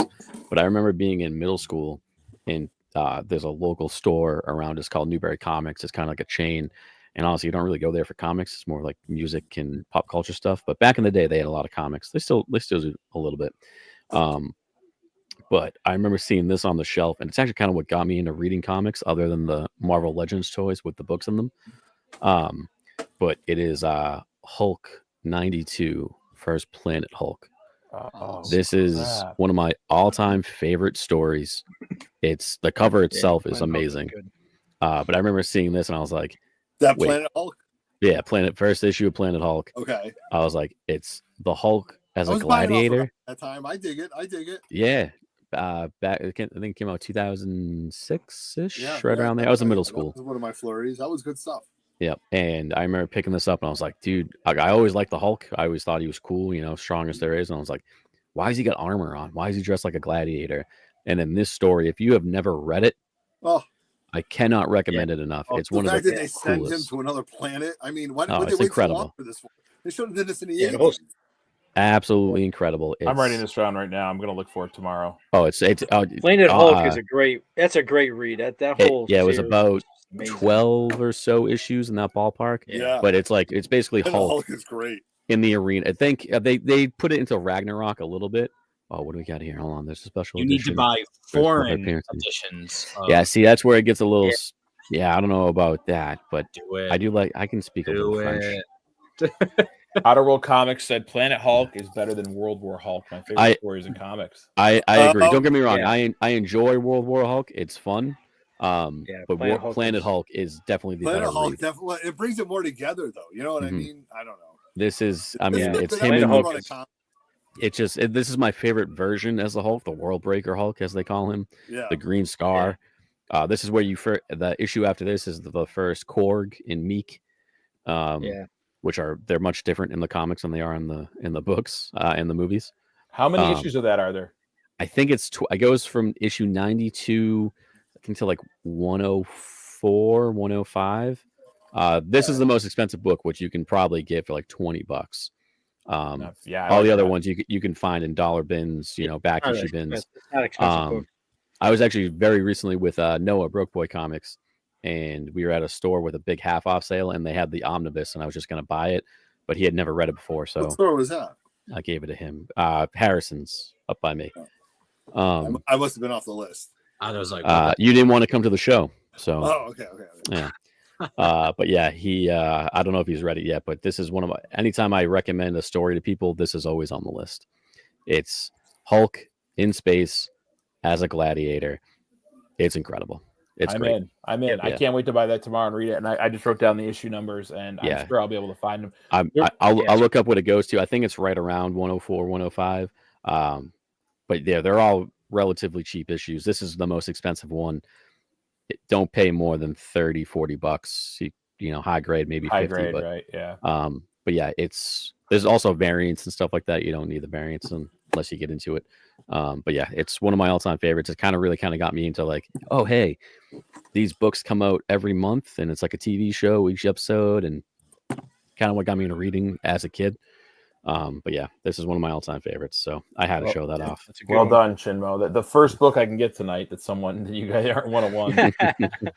All right, I'm gonna go next in this round. I'm gonna, since it's such a hot topic right now, Daredevil issue number 11, first appearance of Muse.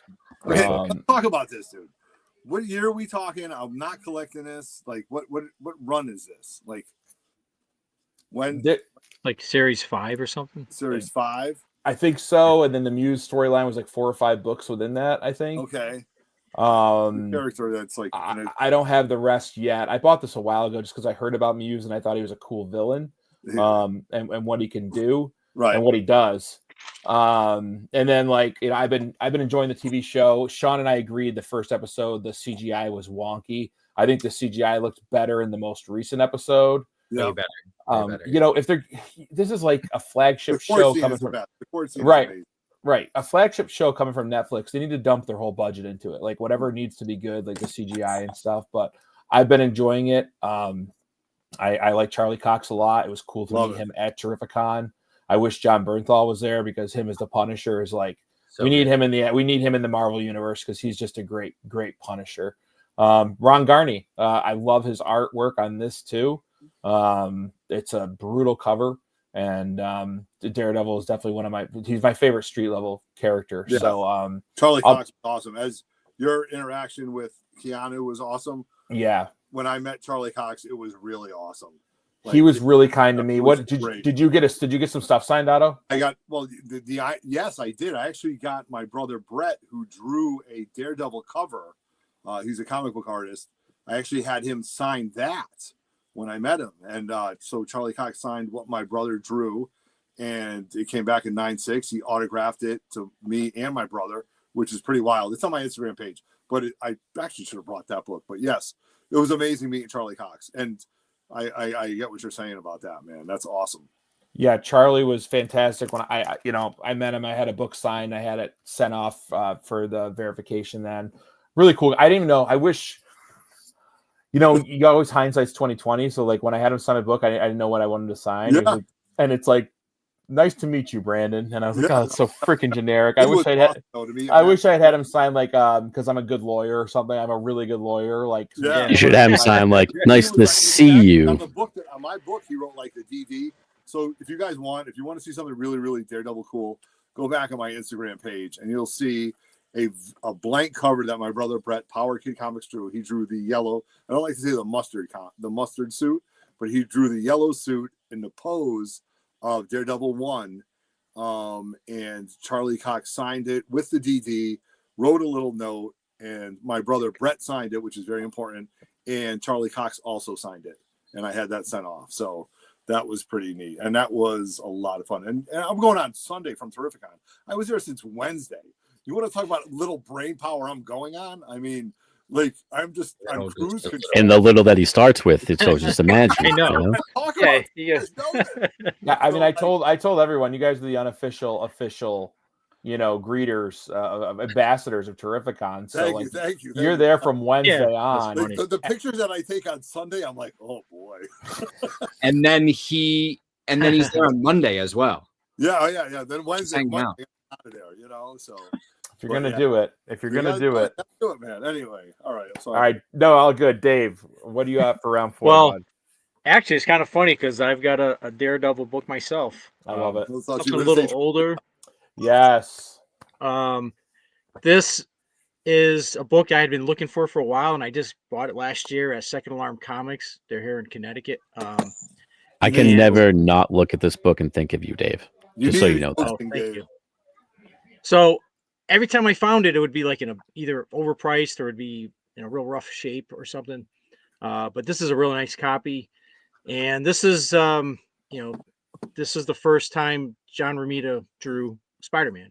John Romita was drawing Daredevil at the time. He was doing the books, and Stan Lee knew he was Steve Ditko was going to be leaving Spider-Man, and he needed somebody to replace Ditko to draw Spider-Man. And since Romita was doing Daredevil, he told him, "Hey, why don't you do a crossover with Spider-Man?"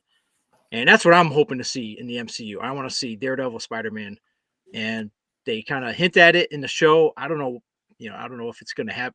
I can't imagine it's going to happen in the show, but I guess legally they can't have Spider-Man in one of the shows, so it's going to happen in the movie. I heard that too, Chim. So They can't have him in the shows. Yeah, which is a bummer. So anyway, my favorite Spider-Man artist is John Romita. I just love, that's my Spider-Man, and this was just a great cover, and I'm happy to finally have a nice copy of it. Yeah, I would love to see them. There's a great podcast / YouTube channel called Spro's Comics, and he does it's a comic room podcast, but he laid out like what he would love to see for like a Daredevil a street level Daredevil Spider-Man movie. It would be so because you can mix the Kingpin can be in both worlds, right? Enemies of them both. And, God, Punisher and you can bring in so many characters. I need that book, Dave. If you want to sell it, I'm a buyer. Sean, what's your round 4 book? Round out round 4. Yes, still in round 4. Otto reminded me of this. I had to show this. Went on the 3 Men and. Does this count one of your 5 books, Sean? Yes. The 3 Men in a basement fall crawl or winter crawl, whatever it was, in Massachusetts. Thank you, Chinmo, for putting on a great crawl. If you're in the Mass, Connecticut area, reach out. I put a lot of work into that. That was a good one. 3 Men here, because the crawls is a good time, not only to pick up awesome comics at awesome shops that are having sales, but just a fun hangout as well. So I picked up a great day. I picked up the Mighty Marvel Comics Strength and Fitness book from 1976. And in this book, you can do all these great exercises, like the solid Sterling's back perfectors. I love that Silver Surfer has underwear on. Yeah. Well, come on. Let's see what else. Naked. We've got Ghost Rider here doing some exercises. My God, incredible! That thing is. That's exactly what I picture Ghost Rider doing in his off time. We've got Namor helping out Hulk here. Yeah, why does Hulk need help with the sit up? Well, he's got to keep his feet down. Come on, man. It's So I think Otto and I have an idea that a new YouTube series where each week we're going to do some of these exercises, right, Otto? Is that what it? Yes. Oh my God. That's next on the list. Tune in for that. Right. I'm not going to participate, but I'll tune in for it. I'm surprised it wasn't recorded. We actually attempted some of these exercises. Yeah, there's some. I looked at them. I'm like, so you have to buy this. Like Falcon doing something. There you go. That's teamwork right there. I remember that. Sean, did you pay more than $10 for that? No, it was. Listen, here we are laughing about something from 1975 that he paid less than $10 for, and it's going to bring just joy and it's like just this. Oh, it's great! So awesome! It's great. Look at it. Like, I like just the laying on the ground. That I can do. I can do that one. Oh, what the hell is he doing in the bottom right there? What's he trying to do there? Hey! He's not Mr. Fantastic. All right, right here. But speaking of Mr. Fantastic, he says, "I must have done the sit-ups incorrectly." He looks like Silver a Surfer doing yoga. Namor doing the arm swirls. And look at the Namor suit, one of my least favorite ever. Oh my God! Yeah. Oh my face hurts from smiling too much at that. So this is illustrated by the great Joe Giella. So awesome, fantastic. Who, by the way, we're saying Rlcomics met him at. Yep, absolutely. Yep. One of the longest lines I've ever been in my life. Yes. Not because of him, because of the people. Like it took forever long line. He's just Like, standing. He's just standing there. You know. So what was the exercise we were doing? Like arms. Yeah, I think it was Silver Surfers, one of Silver Surfers, I think. Yeah, no, it was so funny. Oh, here's Like, this is I do this at the gym. It doesn't look like that, but yeah, I do. You light your head on fire and just step on stuff. Races, yeah. But that is freaking awesome. Yeah. So I substituted this book for that book. So. Dude, I'm very happy you did that. Good choice. Mad props. Dude. Good decision. All right.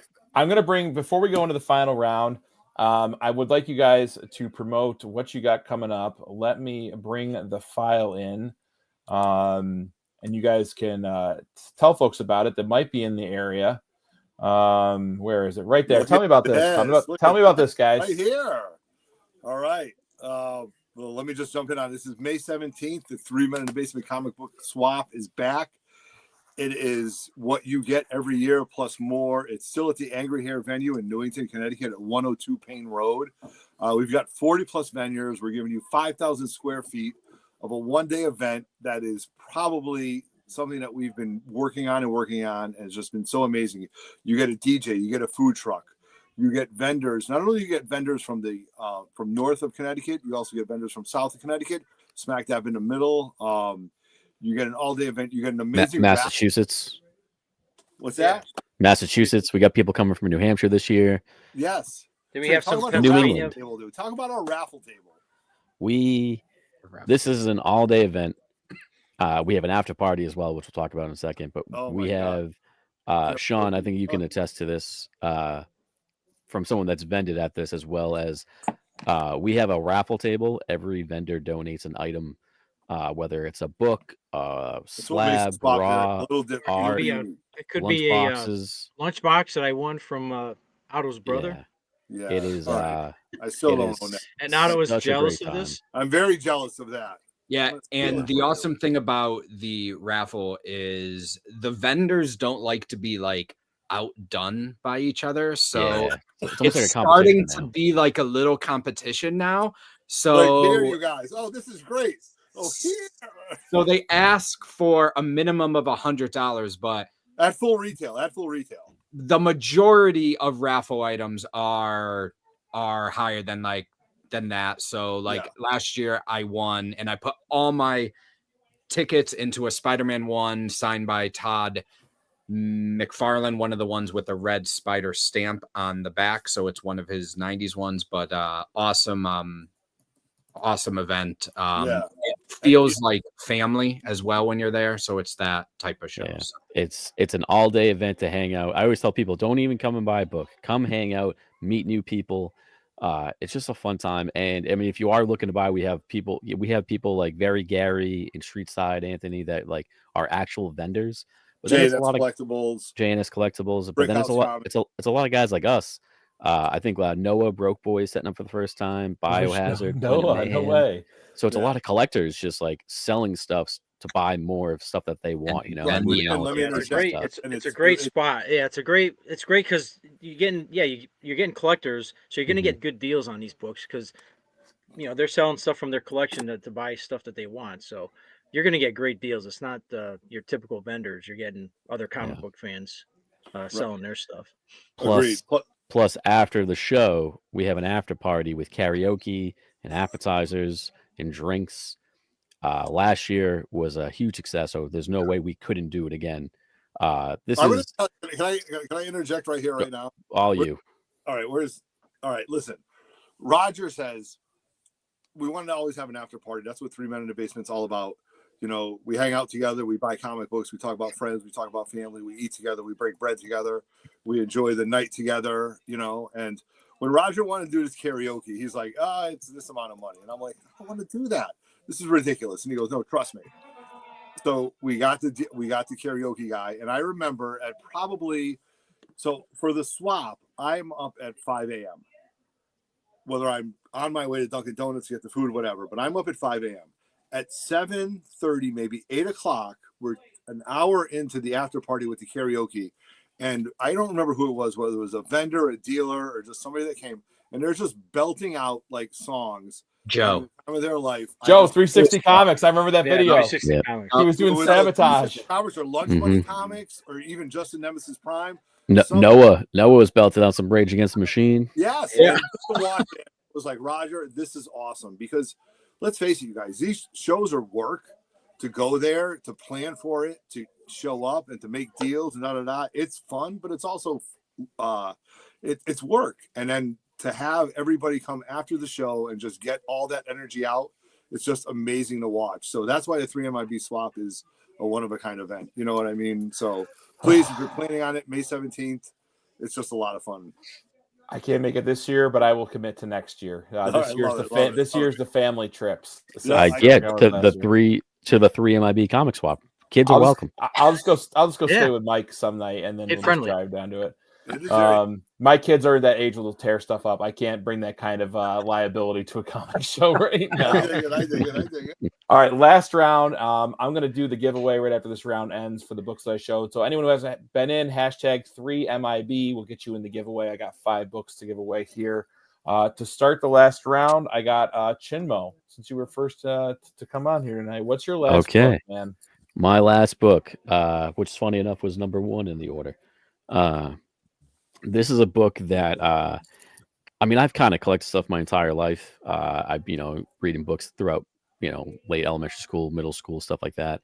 But I kind of really dove headfirst back into this hobby in 2015, early 2016, because I saw when Disney bought Star Wars that they announced, hey, we're going to do a bunch of new comics and everything is canon. And I was like, damn.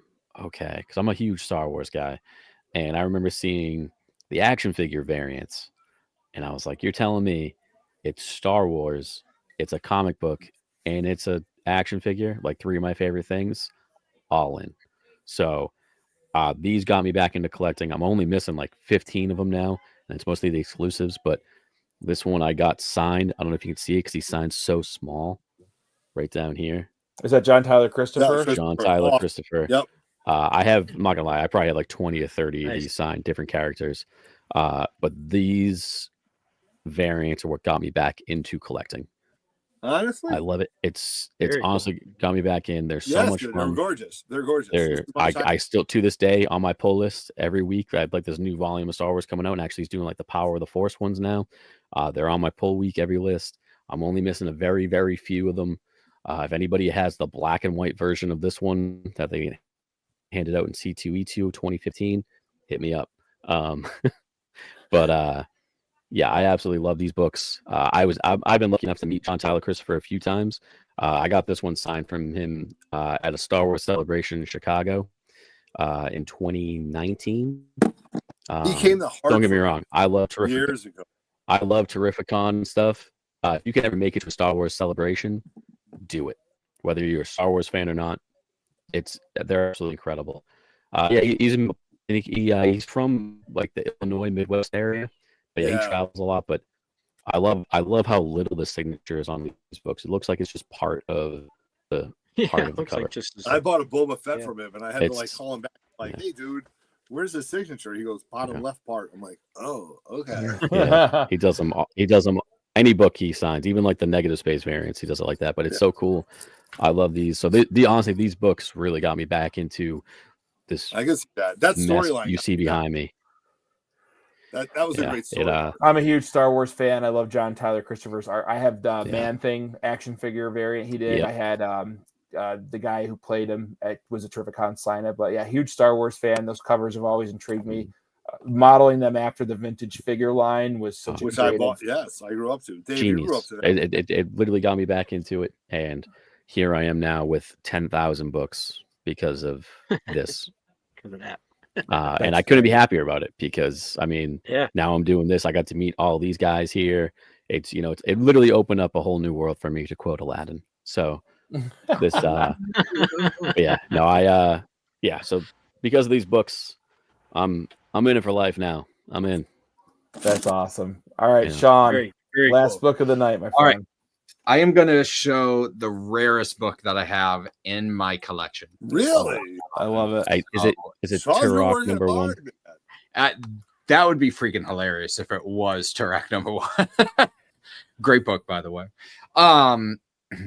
No, this is Marvel Age Spider-Man #7, the Niagara Falls editions. So for those of you that don't know, there is 4 books that were sold at Niagara Falls. The 4 books were Ultimate Spider-Man #6, Amazing Spider-Man 252, Amazing Spider-Man 300, which is actually, oh, my finger's going to the wrong way. It's right there. Yeah, it's all back. It's all backwards. Yeah, it's all backwards. So I put together the collection of these. The reason why this one is so rare is because this was the last one that was released, and they had a fire, and then they had water damage to all of these comics. And Not at Niagara Falls. and it was around the time that they were sort of closing up that part of it wasn't really like an amusement park, but just a spot where you could go in Niagara Falls that they had partnered with Marvel. So this book is a ghost. If you want to buy it right now, you can't. Like it's literally that hard. There's none on sale anywhere. One just did recently sell on eBay. To the seller did not know what they had. It sold for like $40, I think, which is no. crazy Yeah. because this is not a $40 book. That's a $41 book. But shout out to Black Belt Comics. He's an awesome guy on Instagram. He actually got 2 of them from a friend up in Canada that had a few, and was gracious enough to sell me one because he knows I was looking for it to complete. So it's not sort of a book that really a lot of people look for, but is what I consider the rarest book, because like you can buy, if you had enough money, you can buy an AF-15 like tonight. You can buy any really book that you want. But this one, if you go anywhere right now, you cannot buy this book. How many copies do you think exist, if you had to guess? I don't know. I think they More or less than a TMNT first print. How much was the TMNT Like first? 3,000? Just right in the ballpark of 3. Yeah, I don't. I should have looked up how much was in the census, just to help. I know that's not how much exists, but Right. I would an guess idea. less. I would guess less because you see TMNT first prints come up for sale. It's true. It's a good See point. that book. And through any Comic-Con, anything, you never see this guy come up for sale. Well, it's because they went over a barrel at Niagara Falls and they're all wet. Yeah, and all of them have this Niagara Fall theme to them. So yeah, That's sick, dude. wanted to share that. I love learning cool. about, like, what year is that? What year was that out? 2006. Yeah, so I mean, 19 years ago, still modern comic, but like, yeah, I've never seen that before. I probably never will. And the let me see. I won't move that much so you see me like stretching on camera here. But just for example, I know it's EGX, but there's the ASM 300 one of him. That's pretty cool. Oh, that's sick. Going over. Really cool. Who cares who graded it if they're that rare, Yeah. Yeah, all of them except like this one you can get. It's just the It's just that Marvel specific one. Yeah. Geez, Sean. Well done. That's cool. That's Very nice. amazing. Otto, what do you got for your last book? Catch me off guard. He woke up. He doesn't have a last book. And he's on Muted. mute. You're muted. Oh, Perfect. and now he's frozen. All right, I'm back, baby. I'm back. Here we go. I know this is a good book, though. I enjoy showing off this book, and this book doesn't get a lot of love. It should be a Silver Age Key. I mean, comparable to other Marvel books, it's the first appearance of a team. I mean, and the page quality is, when you don't get these books in cream to off, like cream, off-white to cream, there's something going on, because the stuff in the 60s, man, that stuff has been aging. You know what I mean? So Marvel and DC Keys, especially DC Keys, a lot of these early books are cream pages, and people are like, what? No, you're not going to find them. You know what I mean? So I did a little hustling. Like, you guys, Chin, am I a good seller? No. I'm not a good buyer. No, I'm not a good buyer or a reseller. No. I'm a pretty decent investment guy, I think, but I'm a better grinder. All right. And I don't mind grinding. That's right. He's a sub, ladies and gentlemen. He's a sub. And he subscribes to Grinder. Yeah. I'm at 25 years. My God. No, but I don't mind grinding. I don't mind holding on with certain books.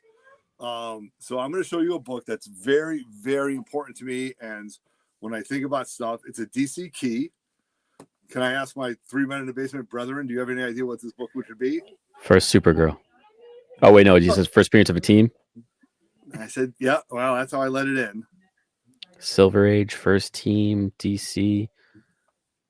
Is it Justice League? Brave and the Bold? Yeah, so you got a Brave and the Bold 28. Brave and the Bold 28. All right. Yeah. So this,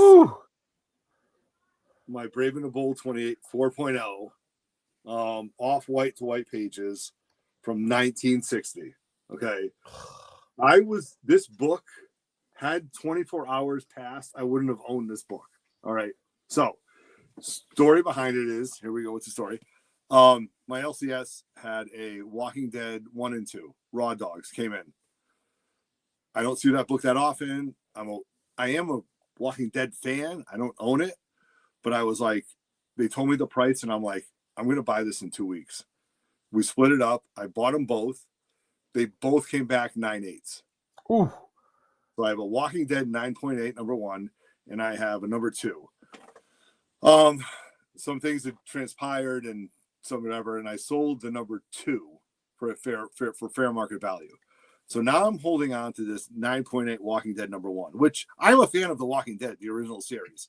I think I made it to season 10, maybe at best. And I enjoyed having this book in my collection, because I remember when this was making a big comeback, collectible card games were making a comeback. And after I learned my lesson about Teenage Mutant Ninja Turtles in the 80s, I really should have bought Walking Dead many number 1s, but I didn't, but I kind of did. So I'm sitting on this book and I'm like, you know what? This is a good 9.8, whatever. But I really want to get something like a key that I would want. So my buddy from West Hartford, I forgot his Pat, he was a dealer. He's kind of taken a fall back in the past couple of years, but he had this 4.0, and he said, Otto, I'll give you this book for X amount of money, but I need it by a certain date. And I said, okay, I get it. I understand. So I put my Walking Dead 1 on, I think, eBay, and it wasn't getting the looks that it wanted. And my point was, I did my research. A 9.8 Walking Dead has as many in the census as a 4.0 Brave and the Bold 28. I mean, when I say exactly, I'm not exactly, but I'm within 500. So I'll get a Walking Dead number 1 9.8 again, you know. But how many times do I have the opportunity to get a Brave and the Bold 28 from 1960? And then, I don't know, something happened. I think it was my birthday, actually. I was calling my friend, and I'm like, look, man, I can't buy the Brave and the Bold 28. My Walking Dead number 1 didn't sell. And he goes, Otto, don't worry. I understand. I'm still going to hold it. And then I hear cha-ching, hand to God on my kids. My Walking Dead number 1 sold for enough money for me to buy this. As I'm making the deal and saying, I can't do it. I'm telling you guys. So it was meant to be. It was meant to be. Yeah. But let me tell you, it was a very funny story about this. Brendan, this is a very funny story. The money wasn't in my PayPal account from when it went to the buyer to me, to my buddy for The Walking Dead. If you could count to 5, I would say you're full of shit because that money went so fucking fast to pay for this. It is. Forget it. Let it go. It is. It is. I think one of the most underrated Silver Age. Yes, I mean, could you Big time. keys you out compare there. this to Avengers #1 4.0? You know what I mean? Like, Yeah. you know, I would take 4 this years over in earlier, Avengers 4 #1. years earlier. You know what I mean? I Like, would take this over in Avengers 1 as well. X-Men 1, no, but Right. Avengers no, 1, but yeah. you know, Avengers 1 I agree over with for that. sure. It's I so agree with that. iconic. It's so iconic. I had a slab stand made of this. This is like prominent in my basement, man. I'm very proud of this book. Dude, I would be So too. growing That's up, I was a Super Friends guy. So, Yeah. you know, to have Green Lantern, Aquaman, you know, Flash, Wonder Woman on the cover against Starro. I mean, this was my childhood. So, Brendan, this is what I wanted to end with, man. This is an important book to me. That's a banger to end book to end with. I'll try to follow that up, but that was a great one. That's a great story. Mine's a story, but it's not as, you know, I had been hunting this book. I know I wanted it. I like researched it, and I planned on. There's 2 books I want to get at Terrificon: Silver Surfer #4 and this book. I wanted to buy them in person because my shtick is I'm in the middle of nowhere. I have to order all my comics online. I don't get to go to shows. There aren't that many around here, and the shows that are around here aren't going to have these kind of books. So that's when I got to the show. It was like this. It was, I think, later in the afternoon on the first day after I'd taken my nap after the Keanu. Just After the nap, yeah. And that's where I met Sean. Mike from Lunch Money said, my buddy Sean's got the book you're looking for, and he's actually got a couple of them. And I'm like, oh, great, a couple of them. Like, you know. And I went over and he had it, and I did my due diligence. I checked every other stand. I just want to see what other conditions were out there. This was the only copy there. I literally asked every vendor there, do you have this book? Nope. Sean was the only one with it. And he was really cool. His grading was spot on because what he quoted this as, I'll be damned. When you buy a book from a seller, you hope that they're good at grading. But if you can buy one from someone and send it off to grading, and it comes back exactly what it is. They nailed it. Then that's even more of a higher praise for everyone to go visit Sean at these shows. So Journey into Mystery. You haven't seen this book in a while now, Sean. Number 62. Yeah, that's when you get into these pre-hero Marvel monster books, that's a higher grade for these books. You just that might as well be an 8.0. You know, yeah, you just don't see them Age. come up to that. Yeah. And I was fascinated with this being called the Hulk and the history behind it. And it's actually Zemnu the Titan. And what year is that, Brendan? Can I ask? It is 60. November of 60. So a creamed off white. Yeah, again, when it's slab, all of them are. Yeah, and Sean told me the Tales of Suspense 15. It's creamed off white too, but it's a 6.0. That he quoted that as 6.0, came back a 6.0. This one was a 5.0. 5.0s are my favorite grade when it comes to these books. I love the Browns in the trade dress for the Journey into Mystery, and this was the biggest of the pre-hero Marvel monster books that I was focusing on. You don't see a lot out there. There's not a ton on the census. And when they come up for sale, they don't last long. So yeah, I bought what dealer had that at Terrificon? Do you remember? Me. It was Sean. Sean. Have you not what been the hell listening? you listen? I thought he was pulling my chain. I know of his CT Comics. You know? Oh, CT Comics. Yeah, CT Comics on Instagram, folks. Comic CT. Comics CT, yeah. Guys so told me his first name ever. The fact that I got to find this and Sean was kind enough to sell it to me, and a good deal? He was awesome about it. He was really fair. Let me ask you really quick. What vendor did you get that from? yeah. Comics CT on Instagram. Yeah. No, so I got this in Tales of Suspense 15, and I couldn't be. It's one of the premier books in my collection, awesome. and it always will be. I'll keep it forever. It's a great book. Awesome. Yeah, you just don't see him often, and since Sean was going to be on here tonight, I had to bring this one on. Love my 5. Yeah, you just don't. You don't. They didn't make these to last back then. No. They were throwaway books.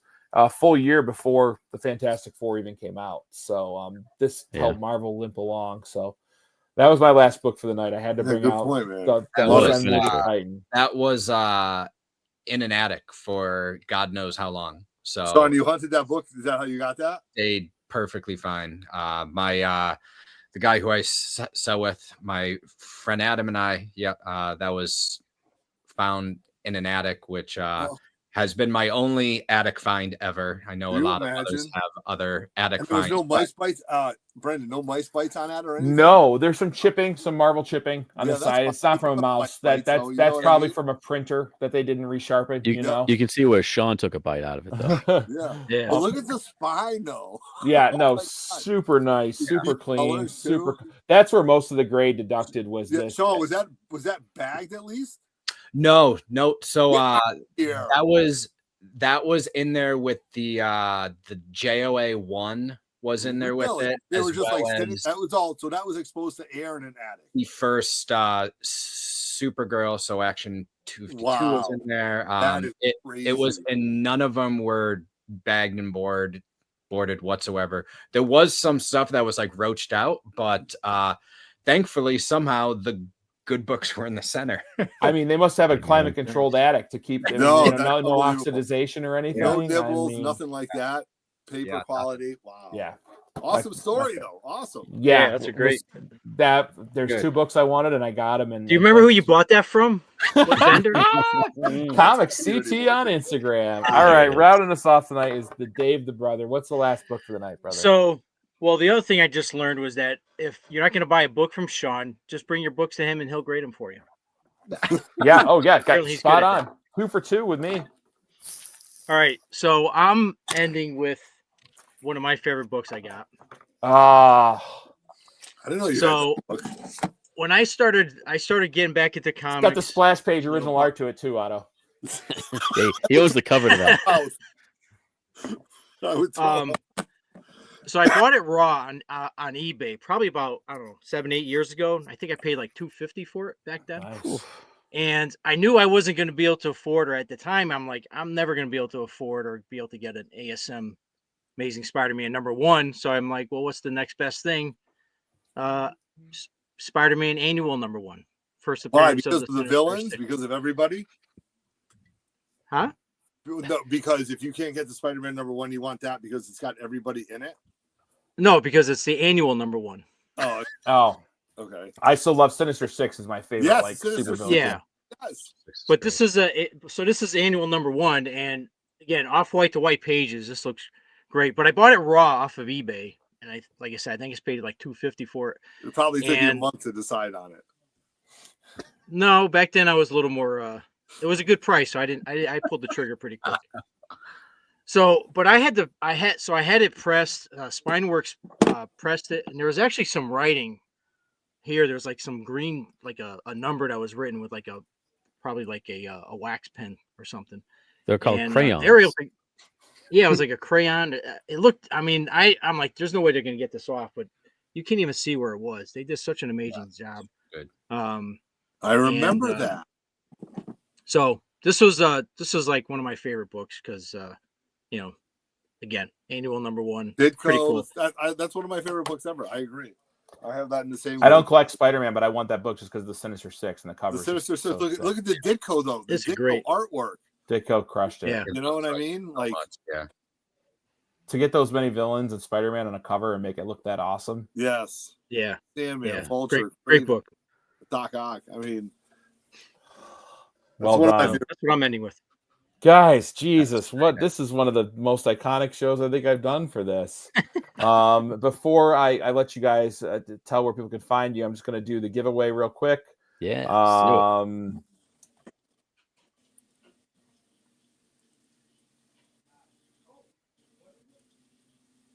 We got a wheel, or do you get? Oh, you do the generator. Hold on, right? I'm doing a StreamYard giveaway tool. Yeah. Oh, that's right. You do from StreamYard. That's right. Bear with me, gang. I have to say, God knows what my 7-year-old is doing upstairs with his tablet, like alone. And Lincoln's very smart though. He's highly intelligent. Switch. So I think he's still playing it, or he's eaten like the full tub of Nutella. That's fine, that's It fine. could be That that. sounds like a great Did you Friday like his night. First appearance on YouTube. Congratulations, Gene Malot from Canada. We got a Gene Canadian. Malot. Yeah, Gene buddy. Malot gonna win it. Oh, Gene there's my daughter Malot. crying. There That's we great. go. Good for him. All right. Before Oh, we yeah, we get out of here tonight, guys, can you tell everyone where they can find you guys and start with Otto from 3 Men in the Basement? Yeah, I'm just going to say you can find us 3 Men in the Basement on Instagram. You can also follow us on Facebook as well. And then if you want on YouTube, we're close to a milestone on the YouTube page. So please check that out. The content always there. I'm Otto_Grotto on Instagram. And I'll let everybody else tell you because I've had such some fun. I'm just going to sit back and enjoy the rest of the night. So, Brendan, thank you very much for hosting tonight. Chin, tell them everything they did need to know about us. Yeah, Chin's got the Yeah, sure. Let me do the work. yeah, Chin's got Just the like always. he's the brains of the operation. No, Brandon, thank you so much for having us on. This was an absolute blast. Yeah, we do YouTube videos from here to, time to time over on 3 Men in the Basement. We have the IG, we have Facebook. We host our show, the 3 Men in a Comic Book Swap in May 17th in Connecticut. Super fun time. Hopefully you can see you there. If not, you'll see us at a slew of other shows and conventions throughout the year between King Con, Little Giant, Terrificon's our big one. I'll be down to Heroes Con this year. We jump all around. We're all over the place, and we love chatting up. Our channel is all about, we collect some fun books and collectibles and stuff, but it's all about the people, and that's the best part of this hobby is meeting other people in this hobby that enjoy the same thing as you, and you can hang out and just grab some dinner and enjoy yourselves with new friends, new and old friends. Amen, Chidwell. And Sean, where can people find you when you're selling comics? Like where's the best place, man? Yeah. So Instagram comics_CT. Don't listen to Otto. He doesn't understand that that's my name and it's not CT Comics, but it's comics_CT. I used to sell on Whatnot. We'll probably be starting that up again, so you can follow me there. I'm on this new app called Encore that's just trying to get off. It's like just like eBay, but instead of photos, you can do videos to show off, which is important for comics, so you can see everything about that. So follow me. It's on Encore. Other than that, I do a bunch of local shows like Low Giant this upcoming or next Saturday, April 5th. And then Clipper City Comic-Con, who's put on by the nicest person in comics, Josh Comics. You're sitting up there? I'm going to be there too, buddy. Chinmo will be there too. Can't wait. But thank you for having myself on. This was fantastic, and it was awesome to meet you at Terrificon. Hopefully we'll see you there again this year. Try my hardest to make some day of it. I might not this year just because, like I said, I'm going to take the family on a vacation this year. Again, Mohegan Sun. It's a great vacation. Chinmo. Right. Yeah. You haven't met my kids yet, Chinmo. Foxwoods right down the road is doing a giant water park too. So there you go. Oh, good sales pitch right there. Right down the street. Look at that. Right down the street. There we go. No, thank you all for coming on tonight. It was an honor to have you here, but a blast to meet you guys in person. And I'll reiterate, if you do go to Terrificon, find these guys right away. They will be your tour guides. And if you want accurately graded fire comics, Sean will be there selling comics, and just incredible guys to hang out with. You can see these guys on the floor. And then when the show's over, you're having beers them at the bar after and talking about the show and what you're targeting. And if you're looking for a specific book, these guys will help you find it. But Chris Parker, I'll see you tomorrow when we go to the show. Thank you, everyone, for tuning in and for the chat. We had a crazy amount of viewers tonight. I'm blown away. We went a lot longer than I usually do, but when you're telling good stories like that, you don't rush it. So, and I hope late as always. Yeah, sorry, Otto, we'll work on your tardiness, but I'll see you guys backstage. And the rest of you guys, hope you have a great, safe rest of your weekend. Have fun, get out and buy some comics, and we'll see you next time. Yeah. Good night, everybody.